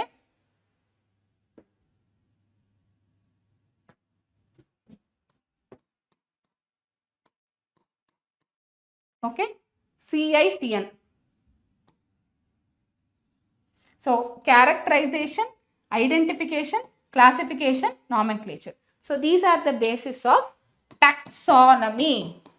సిస్టమాటిక్స్కి వచ్చేసరికి మారిపోద్ది నాన్న, ఇది గుర్తుపెట్టుకోండి. CICN దీన్ని జస్ట్ ఇలా గుర్తుపెట్టుకోండి, CICN. సో టాక్సానమీ అంటే క్యారెక్టరైజేషన్, ఐడెంటిఫికేషన్, క్లాసిఫికేషన్, నామెన్క్లేచర్. అదే సిస్టమాటిక్స్ వచ్చింది అనుకోండి, ఐడెంటిఫికేషన్, నామెన్క్లేచర్, క్లాసిఫికేషన్. ఇది సిస్టమాటిక్స్ నాన్న. సిస్టమాటిక్స్లో ఏం లేదు, సింపుల్గా టాక్సానమీలో క్లాసిఫై చేసి లాస్ట్లో పేరు పెడతారు. కానీ సిస్టమాటిక్స్లో అలా కాదు, పేరు పెట్టి లాస్ట్లో క్లాసిఫై చేస్తారు. మీకు అర్థమైందా టాక్సానమీకి సిస్టమాటిక్స్కి డిఫరెన్స్? టాక్సానమీ అనేసరికి characterisation, identification, classification, nomenclature. So old సిస్టంలో ఏంటంటే ముందు క్లాసిఫై చేసేయాలి, లాస్ట్లో పేరు పెడతారు. కానీ కొత్త సిస్టంలో ఫస్ట్ పేరు పెట్టేసి దాని తర్వాత క్లాసిఫై చేస్తారు. అంటే ఐడెంటిఫై చేసి ముందు దానికి పేరు పెట్టేసి దాని తర్వాత ఏ గ్రూప్ కిందకి వస్తుందని ఆ డిఫరెన్స్ గుర్తుపెట్టుకోండి అంతే. Okay right. So taxonomy is not something new. So taxonomy అనేది ఏం కొత్త ఏం కాదు, హ్యూమన్స్ కూడా క్లాసిఫై చేశారు. Human beings have always been interested in knowing more and more about the various kinds of organisms, particularly on their own use. మనం వాడే organisms గురించి మనకి బాగా తెలుసుకోవడం చాలా ఇంపార్టెంట్. ఒకప్పుడు పులి చర్మము ఇలాంటివి ఒంటి మీద కప్పుకునేవాళ్ళు, లేదా షెల్టర్ లాగా వాడుకునేవాళ్ళు. చెట్ల యొక్క ట్రంక్ వీటన్నిటిని హౌస్ బిల్డ్ చేసుకోవడం కోసం వాడుకునేవాళ్ళు. ఫ్లష్ని తినేవాళ్ళు. సో ఇలాగా ఫుడ్, క్లాతింగ్, షెల్టర్ వీటిని బేస్ చేసుకొని కూడా అసలు ఏమీ సైంటిఫికల్గా ఏమీ తెలియనప్పుడే మనం క్లాసిఫై చేసుకున్నాం. So that is what they are going to tell. And coming to the next part. So in early days, అదే నేను ఇప్పుడు చెప్పాను కదా, ఇదే పాయింట్ మీకు 2 చాప్టర్స్లో వస్తుంది. బయాలజికల్ క్లాసిఫికేషన్లో వస్తుంది, అలానే ఇక్కడ కూడా వస్తుంది. See here, in early days human beings needed to find sources of their basic needs like food, clothing, shelter. Food, clothing, షెల్టర్ని బేస్ చేసుకొని ఓల్డెన్ డేస్లో లేదా ఫస్ట్ ప్రీ హిస్టారిక్ మ్యాన్ వాళ్ళంతా సో ఆర్గానిజమ్స్ని అలా క్లాసిఫై చేశారు. So hence the earliest classification were based on the uses of various organisms. అసలు first ఎలా క్లాసిఫై చేశారు అంటే food, clothing, shelter. Next, human beings were since long not only interested in knowing more about different kinds of organisms. మనకేంటి curiosity ఎక్కువ when it comes to humans. ఏం జరుగుతుంది అక్కడ అని తెలుసుకోవాలనే క్యూరియాసిటీ ఎక్కువ ఉంటుందా లేదా? ఆ బేసిస్ మీద we are very curious to know ఆ ఆర్గానిజమ్స్ ఏం చేస్తాయి, ఎలా బిహేవ్ చేస్తాయి, అవి మనుషుల్ని తింటాయా లేకపోతే పక్షుల్ని తింటాయా అనేవి మనకి చాలా క్యూరియస్గా ఉంటుంది కదా. So and their diversities but also relationship among them. So గుర్తుపెట్టుకోండి, ఎప్పుడు కూడా క్లాసిఫికేషన్లో ఏంటంటే రిలేషన్షిప్ ఈజ్ వెరీ ఇంపార్టెంట్. అంటే మీకు యాన్సిస్టర్ ఎవరు, కామన్ యాన్సిస్టర్స్ ఎవరు, ఇది యూక్యారియోటా, ప్రోక్యారియోటా, సో లేకపోతే ఈవెన్ ఇది స్పాంజ్ కిందకు వస్తుందా, నిడేరియానా, టీనోఫోరానా, ప్లాథిహెల్మింథిసా, సో ఆక్వాటిక్ హ్యాబిటటా లేకపోతే టెరెస్ట్రియలా, ఈవెన్ ఆక్వాటిక్లో కూడా ఫ్రెష్ వాటరా, మెరైన్ వాటరా. సో ఒక ఆర్గానిజంకి ఇంకో ఆర్గానిజమ్స్కి జనరల్ క్యారెక్టరిస్టిక్ ఫీచర్స్ ఉన్నాయా, కామన్ క్యారెక్టరిస్టిక్ ఫీచర్స్ ఉన్నాయా, ఇవన్నీ తెలుసుకోవడం చాలా ఇంపార్టెంట్ కదా. So this branch of study were refer to as systematics. ఎప్పుడు కూడా గుర్తుపెట్టుకోండి, టాక్సానమీకి సిస్టమాటిక్స్కి ఉండే ఇంకొక మెయిన్ డిఫరెన్స్ ఏంటంటే, ఇందాక నేను ఏం చెప్పాను, టాక్సానమీలో ఏం జరుగుతుంది, ఫస్ట్ క్లాసిఫై చేసేసి పేరు పెట్టేస్తారు. కానీ సిస్టమాటిక్స్లో అలా కాదు, పేరు పెట్టాక లాస్ట్లో క్లాసిఫై చేస్తారు సిస్టమాటిక్స్లో. అండ్ సిస్టమాటిక్స్లో ఇంకొకటి కూడా, సో రిలేషన్షిప్ని అక్వైర్ చేయడం కూడా ఇంకొక మెయిన్ డిఫరెన్స్ అనమాట. Remember this point, very important. టాక్సానమీకి సిస్టమాటిక్స్కి ఉండే మెయిన్ డిఫరెన్స్ ఏంటంటే, సిస్టమాటిక్స్లో ఒక ఆర్గానిజంకి ఇంకో ఆర్గానిజంకి మధ్య ఉండే రిలేషన్షిప్ ఏంటో చెప్తాము. సో ద వర్డ్ సిస్టమాటిక్స్లో లాటిన్ వర్డ్ సిస్టమా అనేది ఏ లాంగ్వేజ్లో నుంచి డిరైవ్ అయ్యింది, లాటిన్ లాంగ్వేజ్లో నుంచి డిరైవ్ అయ్యింది. This could be A 2 mark question as well. So which means systematic arrangement, ఒక ప్రాపర్గా ఒక దాన్ని అరేంజ్ చేయడాన్ని మనం సిస్టమాటిక్స్ అని పిలుస్తాం. So of organism, Linnaeus used the Systema Naturae as a title of his book publications. Carl Linnaeus అనగానే మీకు ఒక సెట్ ఆఫ్ థింగ్స్ చెప్పేస్తాను ఇప్పుడే, గుర్తుపెట్టుకోండి. సో కార్ల్ లినయస్ లేదా Carolus Linnaeus, okay. So about him, so ఈయన ఏమేమి క్రెడిబిలిటీస్ ఉన్నాయంటే, binomial nomenclature. So just give me a second.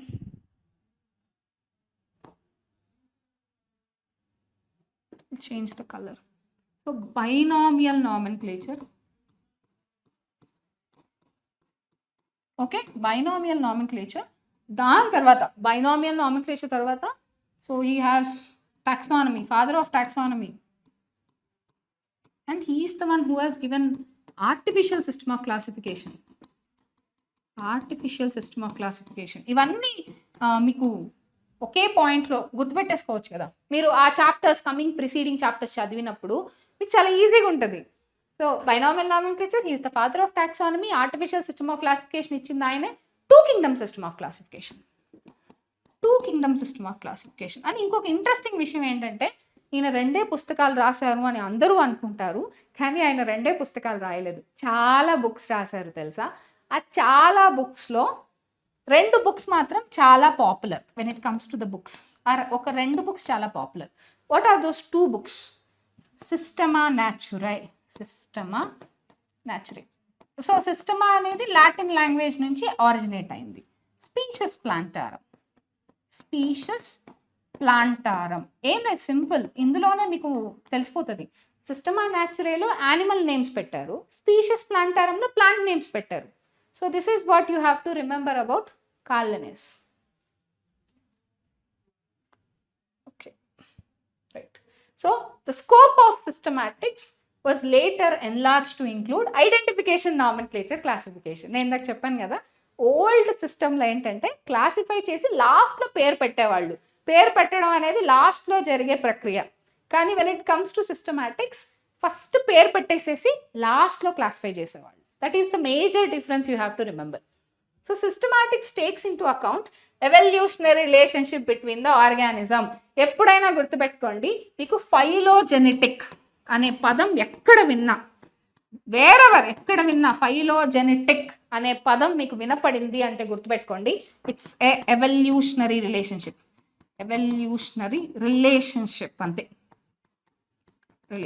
అంతే. Okay, got it. ఫైలోజెనెటిక్ అంటే ఎవల్యూషనరీ రిలేషన్షిప్. టాక్సానమీలో మీకు ఎవల్యూషనరీ రిలేషన్షిప్ ఉండదు, కానీ సిస్టమాటిక్స్లో మీకు ఎవల్యూషనరీ రిలేషన్షిప్ ఉంటుంది. That is what the taxonomy and సిస్టమాటిక్స్కి ఉండే డిఫరెన్స్. మీకు ఒక్కసారి నేను టాక్సానమీకి సిస్టమాటిక్స్కి ఉండే డిఫరెన్స్ చెప్పేస్తాను ఈజీగా. Then you will got the point. Taxonomy, okay, systematics. This could be a 4 mark question కదా. దీన్ని 4 మార్క్స్ క్వశ్చన్గా కూడా ఇవ్వచ్చు కదా. దెర్ ఇస్ అ ఛాన్స్ 4 మార్క్స్గా ఇవ్వచ్చు, వీటిని 2 మార్క్స్గా ఇవ్వచ్చు. సో టాక్సానమీ చూడండి, క్యారెక్టరైజేషన్. ఇక్కడ మీకు క్యారెక్టరైజేషన్ ఉండదు చూడండి. సిస్టమాటిక్స్లో మీకు క్యారెక్టరైజేషన్ ఉండదు. ఐడెంటిఫికేషన్.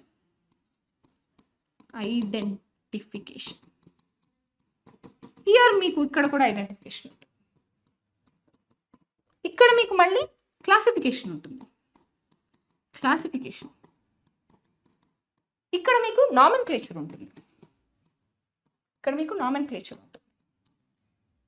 ఇక్కడ మీకు లాస్ట్లో నామెన్క్లేచర్ వస్తుంది. నామెన్క్లేచర్ అనేది లాస్ట్లో వచ్చే ఒక పార్ట్.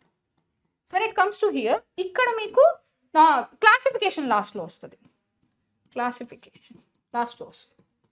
సో ఇక్కడ మీకు ఎవల్యూషనరీ రిలేషన్షిప్ ఉండదు, అంటే ఫైలోజెనెటిక్ రిలేషన్షిప్ ఉండదు, ఫైలోజెనెటిక్ రిలేషన్షిప్ ఇక్కడ ఉండదు.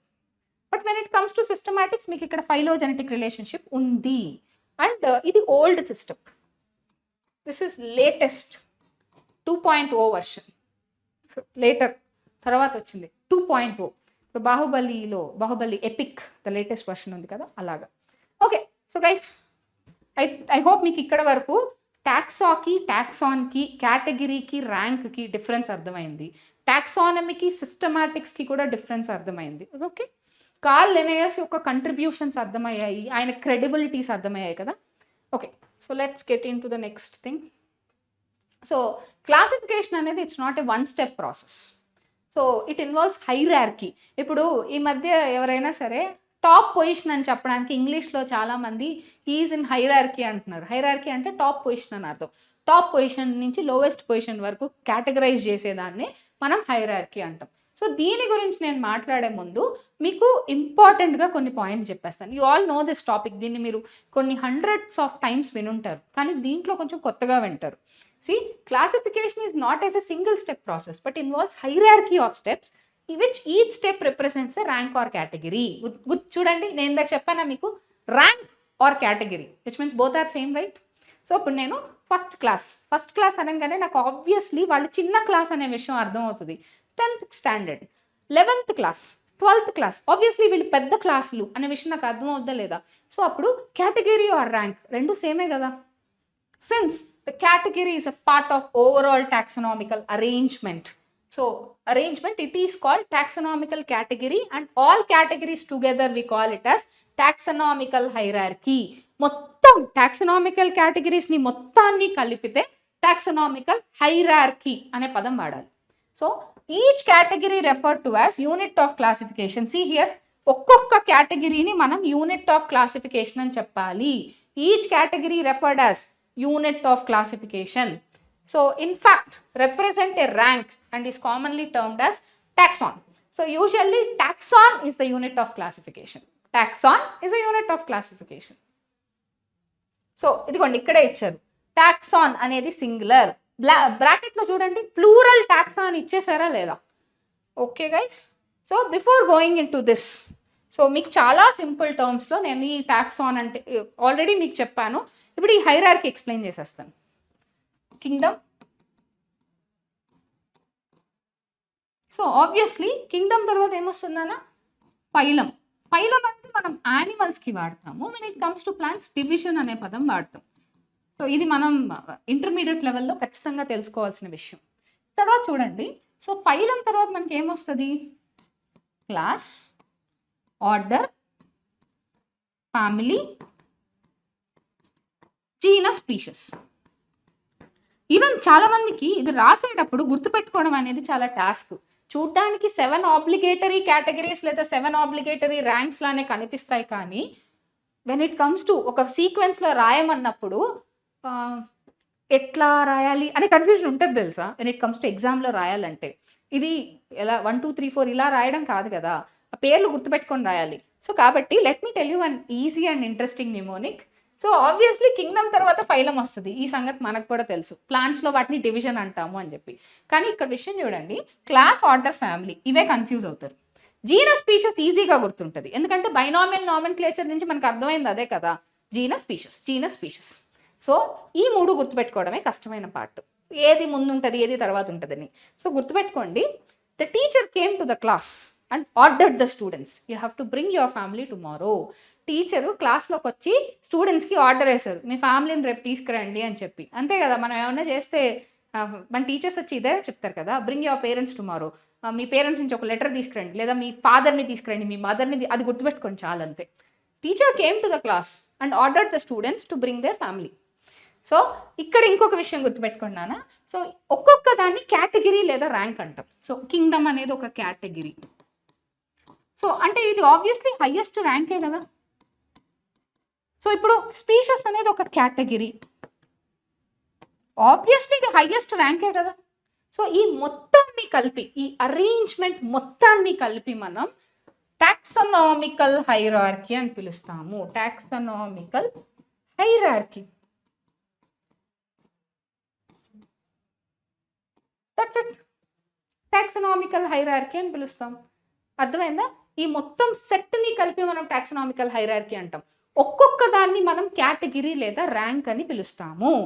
సో నాన్న ఇప్పుడు కొన్ని ఇంపార్టెంట్ విషయాలు మనం మాట్లాడుకుందాం దీంట్లో. సో మీన్ వైల్ ఇప్పుడు మీకు అదే చెప్పాను కదా. Okay, taxonomical categories and hierarchy can be illustrated by an example. ఇక్కడ ఒక ఎగ్జాంపుల్ చెప్పారు. So insects will represents the group of organism sharing a common feature like a pair of jointed legs. అసలు Arthropoda ఇన్సెక్ట్స్ని దేంట్లో పెట్టారు? ఆర్థ్రోపోడాలో పెట్టారు. Arthropoda అంటేనే ఏంటి? జాయింటెడ్ లెగ్స్ అనే కదా. Arthro jointed, poda legs, jointed legs. So it means insects were recognised a concrete objects which can be classified and thus were given as a rank or category. So insect, ఇప్పుడు Insecta అనేది ఒక class, Arthropoda అనేది ఒక phylum. So can you name other such groups of organisms? Remember the groups will represent. So అలా మీరు ఆ groups యొక్క పేర్లు చెప్పి అది ఏ గ్రూప్కి చెందింది, ఏ కేటగిరీకి చెందింది. ఇందాక నేను చెప్పాను కదా, ఇప్పుడు సొలనేసి అనగానే మీరు ఫ్యామిలీ అంటారు, ఇన్సెక్టా అనగానే క్లాస్ అంటాం, ఆర్థ్రోపోడా ఫైలం. అలానే ఫిషెస్లో కూడా మీకు కాండ్రోయిక్టిస్, ఆస్టియోయిక్టిస్ అనేది క్లాస్ కిందకి వస్తుంది. When it comes to Pisces, super class కిందకి వస్తుంది. Remember this, Pisces and Tetrapoda will comes under super class. So ఇవి చాలా ఇంపార్టెంట్ అనమాట కాంపిటేటివ్ ఎగ్జామ్లోకి వచ్చేసరికి. But when it comes to theorative exam, ఈ టాక్సనామికల్ కేటగిరీస్ అనేది మీకు ఆబ్వియస్లీ చాలా రేర్ కేసెస్లో 8 మార్క్స్కి అడిగే ఛాన్స్ ఉంది. ఆబ్వియస్లీ ఇది 4 మార్క్ క్వశ్చన్. సో ఇప్పుడు మనం ఫస్ట్ మాట్లాడుకుందాం. So categories further denotes the rank. Category అంటేనే rank. Each rank or taxon in fact represent a unit of classification. So taxon, we otherwise called unit of classification. ఇప్పుడు for example gene is a unit of genetics or not? Gene అనేది ఒక unit of hereditary అని మాట్లాడుకుంటాం. అలానే taxon is the unit of classification. ఇలా units గుర్తుపెట్టుకోండి. ఇప్పుడు cell is the unit of life, gene is the unit of inheritance, అలానే taxon is the unit of classification. So these taxonomical groups categories are distinct biological entities. So ఇవి మార్ఫలాజికల్గానే similar కాదు, distinct biological entities. దీని meaning ఏంటో చెప్తా వినండి. So మీరు ఇప్పుడు మనం చూడడానికి లైగర్, లయన్ చూడడానికి ఒకేలా ఉంటాయి, కానీ లైగర్ వేరు, లయన్ వేరు.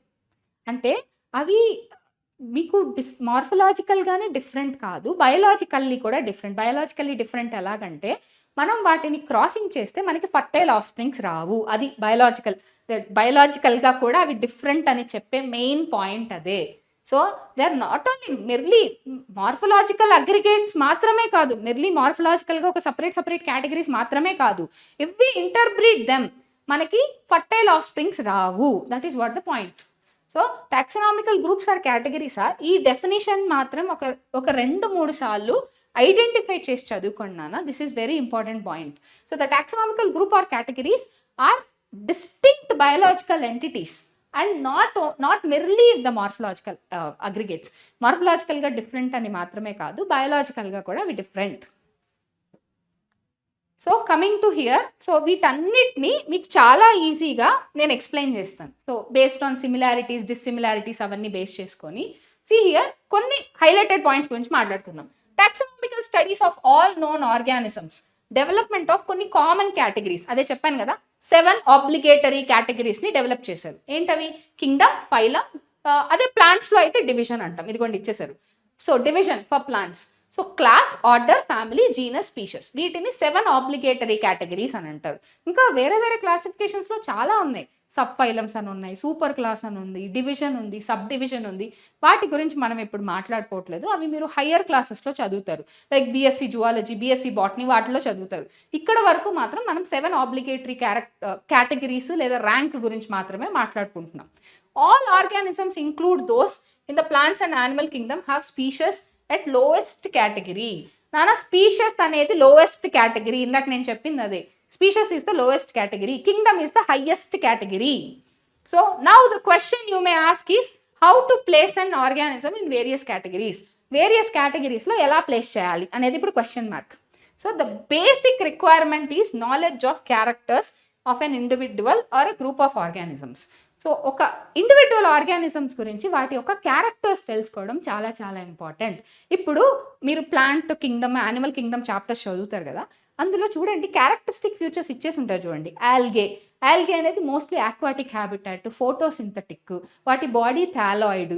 సో ఇవి క్యారెక్టరిస్టిక్ ఫీచర్స్ అనమాట. సో ప్రతి ఒక్క గ్రూప్కి కూడా వాటి యొక్క ఓన్ క్యారెక్టరిస్టిక్ ఫీచర్స్ అనేవి ఉంటాయి. So this help in identifying the similarities and dissimilarities among the individuals.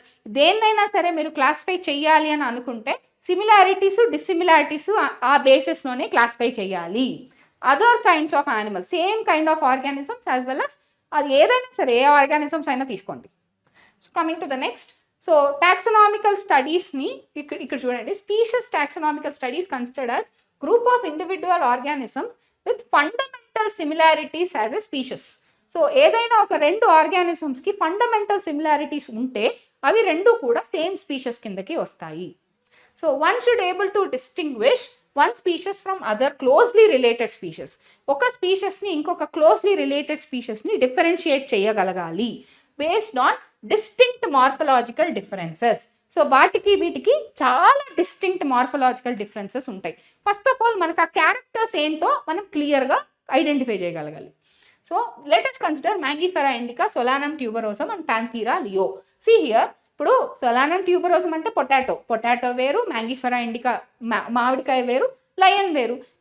వేటికి వాటికి డిస్టింక్ట్ డిఫరెంట్ సిమిలారిటీస్, డిసిమిలారిటీస్ ఉన్నాయా లేదా? So all these three names indica, tuberosum and leo represent the specific epithets, while the melongena అంటే ఏంటి? So మెలాంజినా వేరు, వంకాయ మెలాంజినా అంటే, సొలానం మెలాంజినా, సొలానం లైకోపర్సికమ్, సొలానం ట్యూబరోసమ్.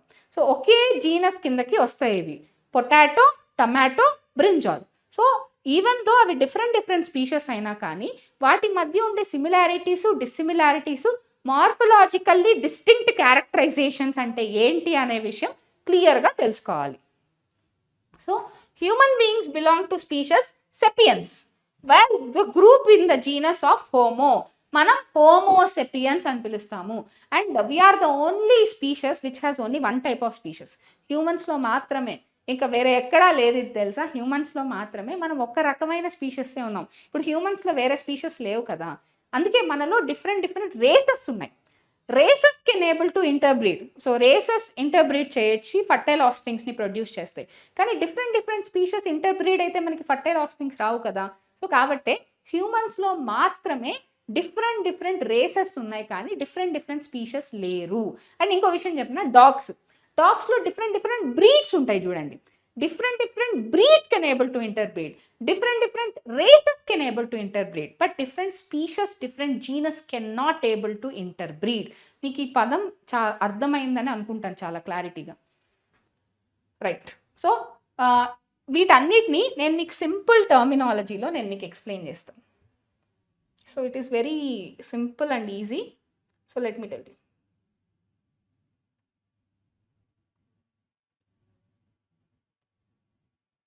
It will be very easy. Okay, right. So కొన్ని ఎగ్జాంపుల్స్తో పాటు ఎక్స్ప్లెయిన్ చేస్తాను. C once. సో నాన్న ఇక్కడ చూడండి, కింగ్డమ్, ఫైలం, క్లాస్, అదే నేను ఇందాక చెప్పిన న్యూమోనికే గుర్తుపెట్టుకోండి, క్లాస్, ఆర్డర్, ఫ్యామిలీ, జీనస్, అలానే స్పీషెస్. మనం సబ్, సూపర్ వాటి గురించి మాట్లాడుకోవట్లేదు అండ్ మీరు అంత అవసరం కూడా లేదు. సో ప్లాంట్స్లో అయితే డివిజన్ కదా. మీకు రెండు రకాలైన క్యారెక్టర్స్ చెప్తాను వినండి. ఇప్పుడు స్పీషెస్ అంటే ఏంటి? Species are the fundamental similarities ఉండే ఒక organisms.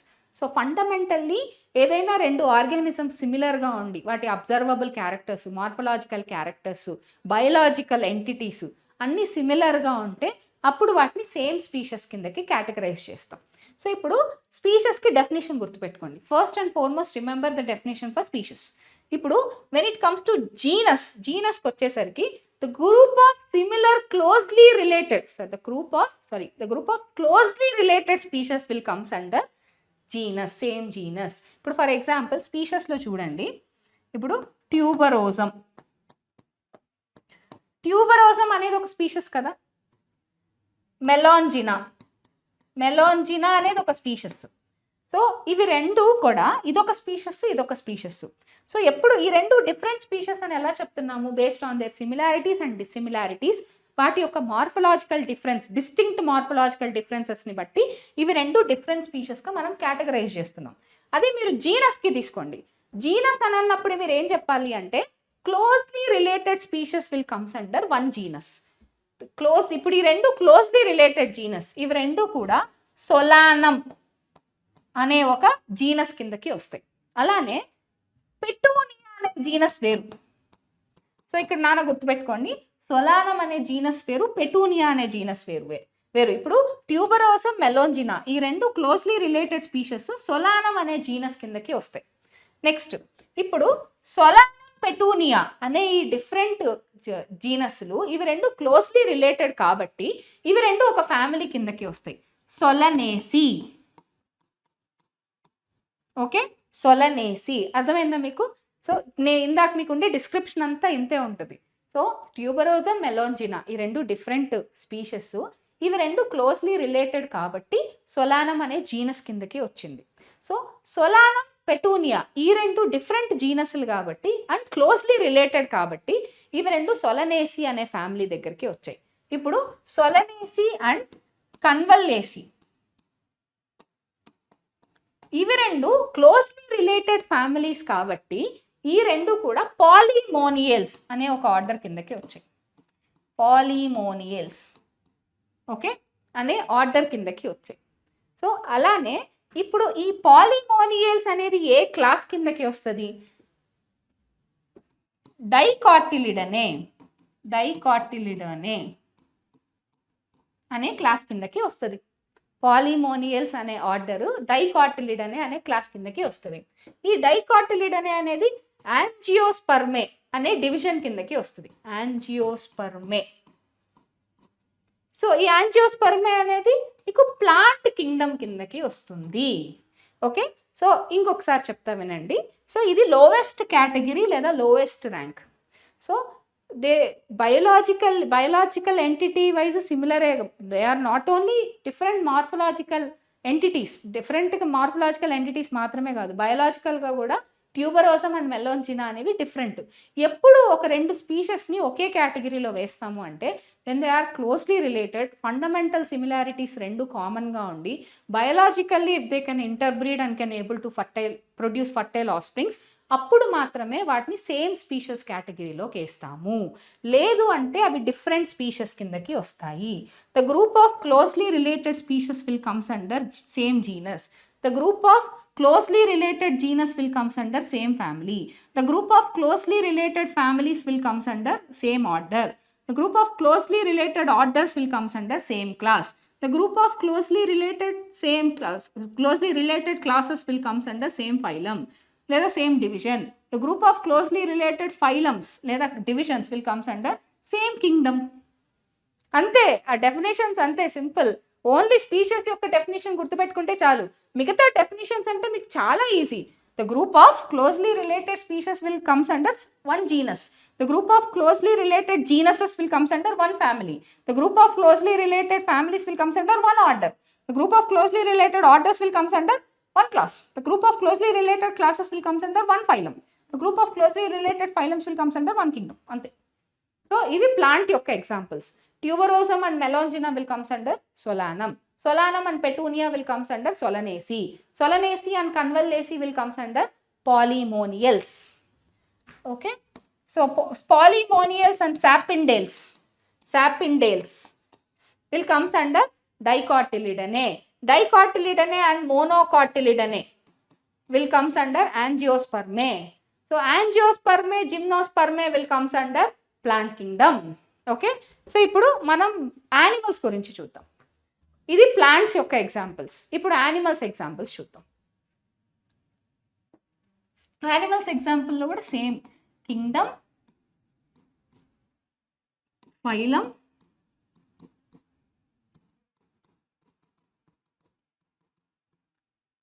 Class, order, family, genus, spacious. Okay, so వీటిని మనం ఎలా చేస్తున్నాం? సో ఇప్పుడు యానిమల్స్ ఎగ్జాంపుల్ చూడండి. Leo, Tigris, pardus. సో ఇప్పుడు పాంథీరా లియో అంటే లయన్, పాంథీరో టైగ్రిస్ అంటే టైగర్, పాంథీరో పార్డస్ అంటే లెపర్డ్. సో ఈ 3 డిఫరెంట్ స్పీషీస్ అనేవి మీకు పాంథీరా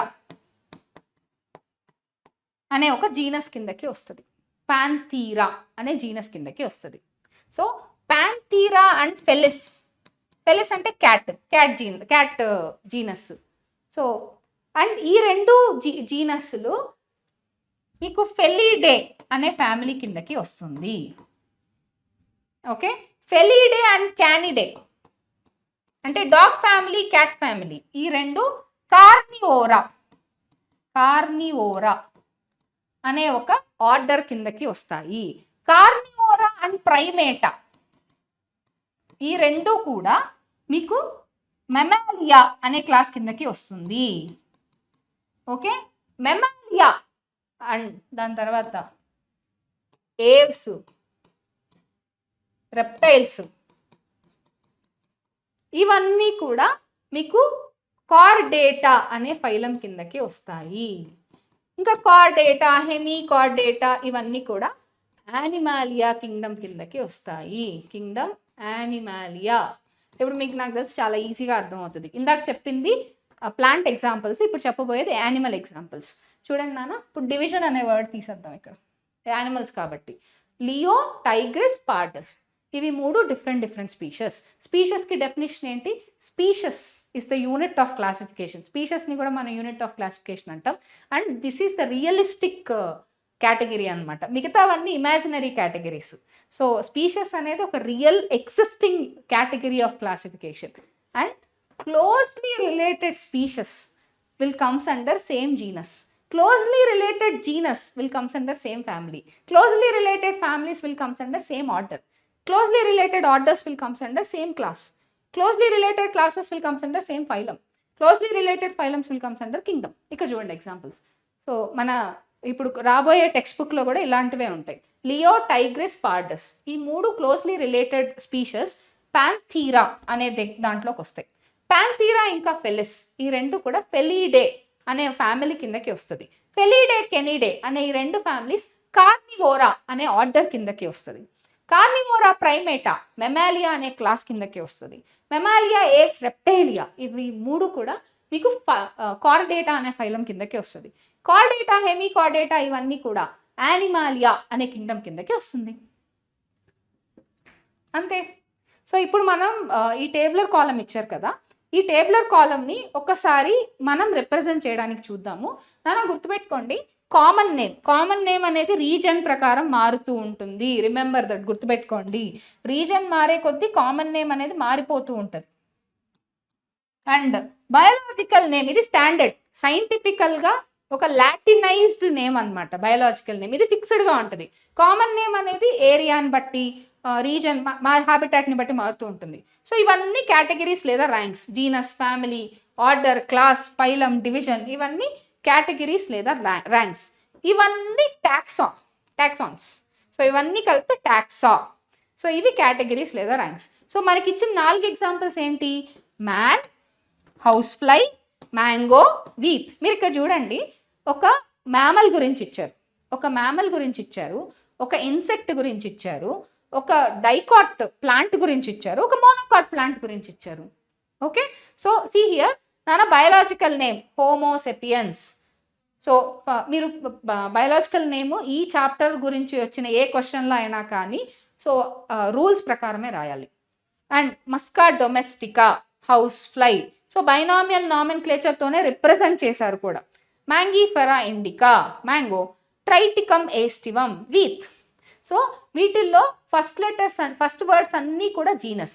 homo, Musca, Mangifera, Triticum. So ఇందులో ఫ్యామిలీస్ చూడండి. హోమినిడే. చాలాసార్లు మీకు కాంపిటేటివ్ ఎగ్జామ్స్లో హోమినాయిడే అని ఇస్తారు, గుర్తుపెట్టుకోండి. It is Hominidae.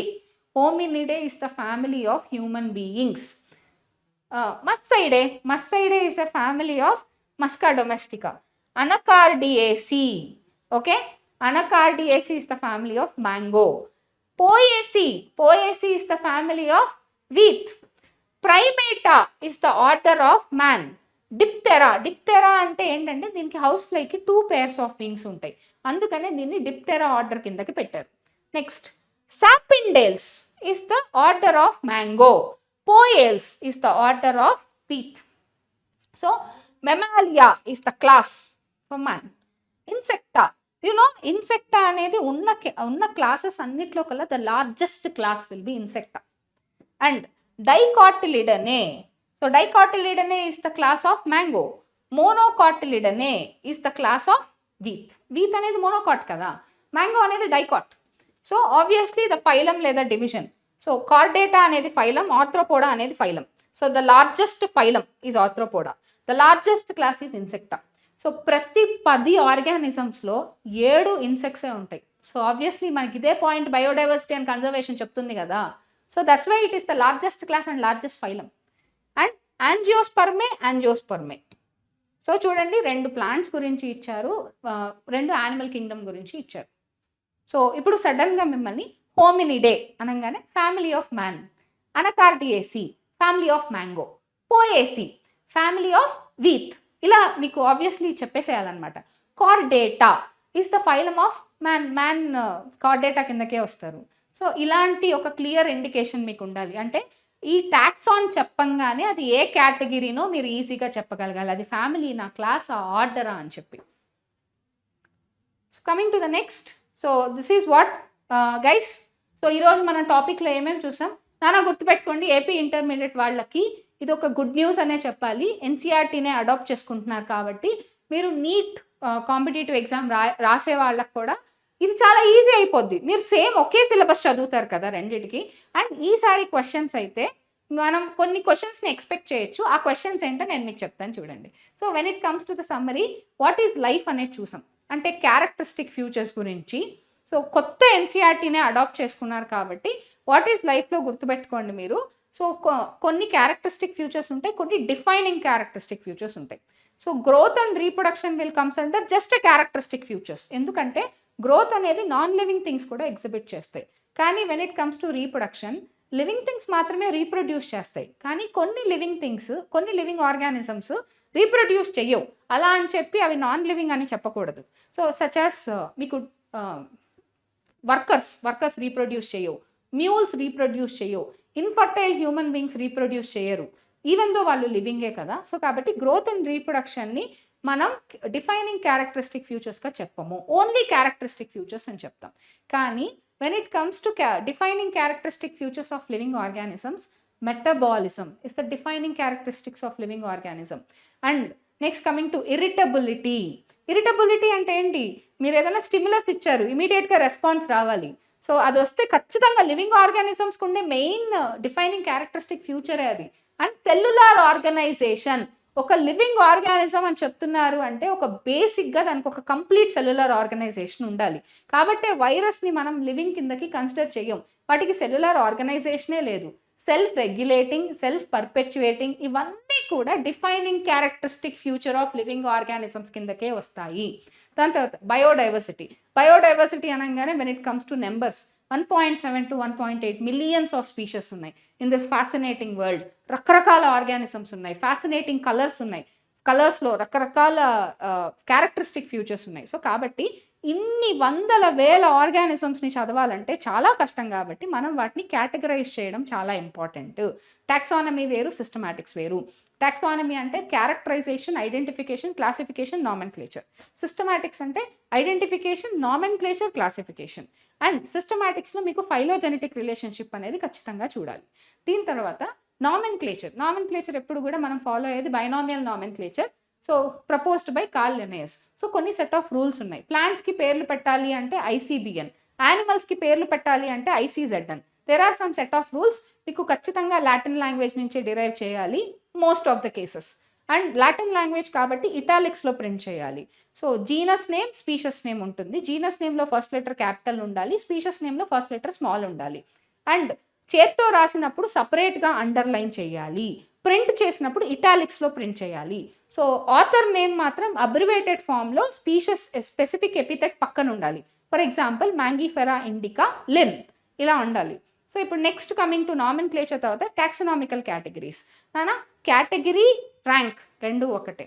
సైంటిఫిక్ నేమ్ని మాత్రం మనం టాక్సాన్ అనేది సింగులర్ వర్డ్, టాక్సా అనేది plural word. So kingdom, phylum. So అదే ప్లాంట్స్లో అయితే మీరు డివిజన్ అని చెప్పాలి. Class, order, family, genus, species. So ఇవి 7 ఆబ్లిగేటరీ కేటగిరీస్ లేదా 7 ఆబ్లిగేటరీ ర్యాంక్స్. సో యానిమల్స్ యొక్క ఎగ్జాంపుల్స్ చెప్పాను, ప్లాంట్స్ యొక్క ఎగ్జాంపుల్స్ చెప్పాను. అలానే టాక్సనామికల్ కేటగిరీస్కి సంబంధించిన ఎగ్జాంపుల్స్ ఒక 4 ఇచ్చారు మన బుక్లో, అవి కూడా. అండ్ ఇంకొక వెరీ ఇంపార్టెంట్ థింగ్ నాన్న, ఇది చెప్పిన తర్వాత నేను మీకు క్వశ్చన్స్ చెప్తాను. సో ఇది చాలా చాలా ఇంపార్టెంట్, గుర్తుపెట్టుకోండి. సో కింగ్డమ్,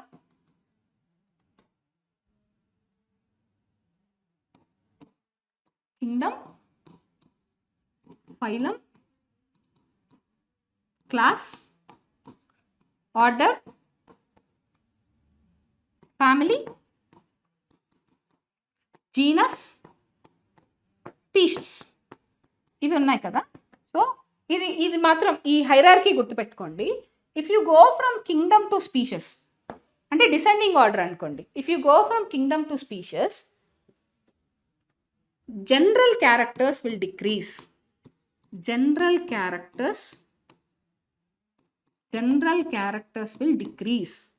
Common characters, ఇది మాత్రం జాగ్రత్తగా ఏ ఎగ్జామ్కైనా అది ఉపయోగపడుతుంది. Common characters will increase. General characters తగ్గుతాయి, కామన్ క్యారెక్టర్స్ పెరుగుతాయి. Number of species will decrease. Number of species will decrease. ఈ పాయింట్స్ చాలా చాలా ఇంపార్టెంట్, హైలైటెడ్ పాయింట్స్ ఇవి. జనరల్ క్యారెక్టర్స్ తగ్గుతాయి, కామన్ క్యారెక్టర్స్ పెరుగుతాయి, నెంబర్ ఆఫ్ స్పీషీస్ తగ్గుతాయి. అలానే కాంప్లెక్సిటీ ఆఫ్ క్లాసిఫికేషన్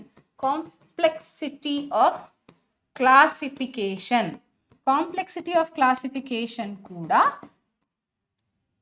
తగ్గుతుంది. ఓకేనా? కాంప్లెక్సిటీ ఆఫ్ క్లాసిఫికేషన్ కూడా తగ్గుతుంది మీకు.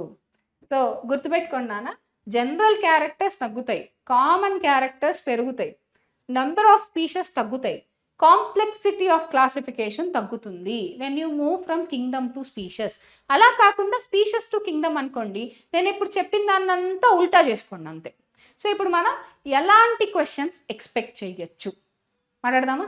ఓకే. సో ఎలాంటి క్వశ్చన్స్ ఎక్స్పెక్ట్ చేయొచ్చు అంటే, see here I'll give you some set of questions. Next coming classes లో ఈ క్వశ్చన్స్కి ఆన్సర్స్ కూడా క్వశ్చన్ అండ్ ఆన్సర్ మెథడ్లో నేను మీకు ఎక్స్ప్లెయిన్ చేస్తాను. So why are living organisms classified? అసలు ఎందుకు లివింగ్ ఆర్గానిజమ్స్ని మనం క్లాసిఫై చేయాలి? See why are the classification systems changing every day? So అసలు ఫస్ట్ క్వశ్చన్కి ఎలా రాయాలి ఆన్సరు? లివింగ్ ఆర్గానిజమ్స్ని ఎందుకు క్లాసిఫై చేయాలి అంటే, అన్ని బయోడైవర్సిటీలో 1.7 to 1.8 millions of species so far discovered. ఇంకా కొత్త ఏరియాలని, పాత ఏరియాలని ఎక్స్ప్లోర్ చేసే కొద్దీ మనకి కొత్త కొత్త ఆర్గానిజమ్స్ అనేవి కనిపెడుతూనే ఉంటాం. వీటన్నిటి గురించి చదవాలి అంటే చాలా చాలా కష్టం. సో కాబట్టి వీటిని ప్రాపర్గా క్లాసిఫై చేయడం అనేది చాలా ఇంపార్టెంట్. అప్పుడు మీరు ఏంటంటే 4 మార్క్స్కి ఇచ్చారనుకోండి, టాక్సానమీ, సిస్టమాటిక్స్, ఈ రెండింటిని ఎలాబరేట్ చేసి రాసుకోండి అంతే. సో క్లాసిఫికేషన్ సిస్టమ్స్ అనేవి ఎందుకు మారుతూ ఉంటాయి? ఎందుకంటే ఓల్డ్ క్లాసిఫికేషన్ సిస్టమ్స్లో ఓన్లీ మార్ఫలాజికల్ క్యారెక్టర్స్ని మాత్రమే చూసి క్లాసిఫై చేసాం. కానీ కొత్త క్లాసిఫికేషన్ సిస్టమ్స్లో మీరు చూస్తే morphology, anatomy, embryology, cytology, histology, developmental biology, evolution, ఇలా రకరకాల ఆస్పెక్ట్స్ని కన్సిడర్ చేస్తూ ఫైలోజెనెటిక్ రిలేషన్షిప్ని ఏర్పాటు చేస్తూ క్లాసిఫై చేస్తున్నాం కాబట్టి మారిపోతూ ఉంది. నెక్స్ట్ క్వశ్చన్ చూద్దాం. What different criteria would you choose to classify people that you meet often? మీరు ఎలాగా, ఇప్పుడు మీరు రోజు చూసే వాళ్ళని మీరు ఎలా క్లాసిఫై చేస్తారు?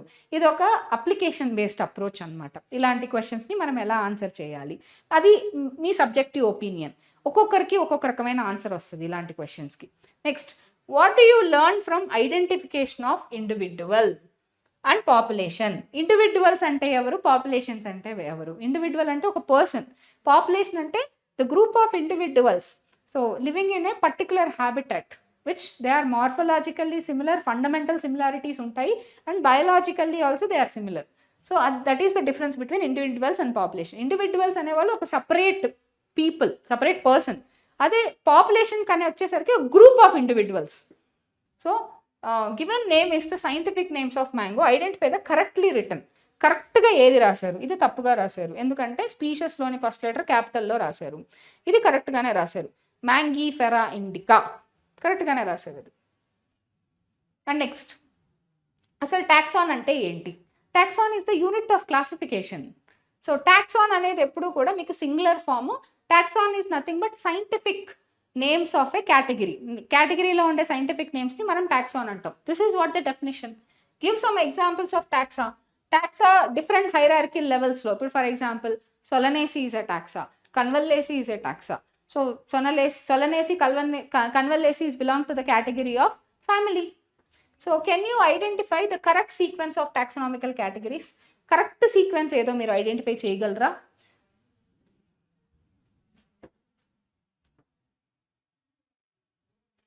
Okay, next. So try to collect all the currently accepted meanings of the word species. So species అంటే ఏంటి అనే స్పీషస్ డెఫినేషన్ మాత్రం మీకు ఏ ఎగ్జామ్ అయినా కానీ స్పీషస్ డెఫినేషన్ చాలా ఇంపార్టెంట్. అదే బేసిక్స్ అనమాట. ఇప్పుడు మనం లివింగ్ వరల్డ్ ఇవన్నీ చదవాలంటే సెల్ అనే కాన్సెప్ట్ ఎలా బేసిక్ అవుతుందో, స్పీషస్ అనేది ఒక టాక్సానమీకి బేసిస్, కీ ఫర్ క్లాసిఫికేషన్ అది అసలు. సో మీకు ఏమేమి అర్థమైందో చెప్పాలి. ఫైలం అంటే ఏంటి, క్లాస్ అంటే ఏంటి, ఫ్యామిలీ అంటే ఏంటి, ఆర్డర్ అంటే ఏంటి, జీనస్ అంటే ఏంటి. మీరు ఓన్లీ స్పీషస్కి డెఫినేషన్ మాత్రం క్లారిఫై చేసుకుంటే మిగతా వాటన్నిటికీ డెఫినేషన్స్ చాలా ఈజీ. ఏముంది, కింద ఉండే కేటగిరీలో క్లోజ్లీ రిలేటెడ్ అని పెడితే ఆబ్వియస్లీ పైన ఉండేదానికి డెఫినేషన్ వచ్చేస్తుంది. ఇల్యూస్ట్రేట్ ద టాక్సనామికల్ హైరార్కీ అంటే మీరు మొత్తం టాక్సనామికల్ హైరార్కీ మొత్తం రాసి దాన్ని మీరు ఎక్స్ప్లెయిన్ చేయాలి. అదే నేను మీకు లాస్ట్లో చెప్పాను కదా, when you move from Kingdom to species common characters ఏమవుతాయి, జనరల్ క్యారెక్టర్స్ ఏమవుతాయి, కాంప్లెక్సిటీ ఆఫ్ క్లాసిఫికేషన్ ఎలా ఉంటుంది. సో అదే టాక్సనామికల్ హైరార్కీని ఎక్స్ప్లెయిన్ చేయడం అంటే. సో ఒక సూటబుల్ ప్లాంట్ కానీ యానిమల్ కానీ, సో మన బుక్లో ఇచ్చేసారు కదా ప్లాంట్ కానీ యానిమల్ కానీ ఎగ్జాంపుల్స్ని తీసుకొని దాన్ని మీరు ఎలాగ ఎగ్జాంపుల్స్తో ఎక్స్ప్లెయిన్ చేస్తారు. ఈ క్లాస్లోనే ఉంది మీకు ఆన్సర్ అంతా కూడా. సో గైస్, ఐ హోప్ మీకు ఈ టాపిక్ చాలా ఈజీగా ఇంట్రెస్టెడ్గా అర్థమైందని అనుకుంటాను. సో ఇలా మీకు అన్ని టాపిక్స్ కూడా వన్ షాట్ దొరుకుతాయి. సో మీకు ఎటువంటి డౌట్స్ ఉన్నా కమెంట్ బాక్స్లో పెట్టండి. మీకు ఈ క్లాస్ నోట్స్ అంతా మీకు అవైలబిలిటీలో ఉంటుంది. అండ్ టెలిగ్రామ్ ఛానల్లో అలానే వాట్సాప్ ఛానల్స్లో మీకు క్లాస్ నోట్స్లో అవన్నీ అవైలబుల్లో ఉంటాయి. ఇంకేదన్నా ఓన్ నోట్స్ కూడా అవి కూడా మీకు అవైలబుల్లో ఉంటాయి. So guys, so please to subscribe. So మీకు ఇంకేదన్నా డౌట్స్ ఉన్నా, మీకు ఏదన్నా కొత్తగా మీకు కమింగ్ క్లాసెస్లో మీకు ఏదన్నా కొత్తగా వీడియోస్ కావాలనుకుంటున్నా, లేకపోతే ఏదైనా టాపిక్ మీద మీరు ఎలాబొరేటివ్గా కావాలనుకుంటున్నా, we are always there for you. Thank you so much.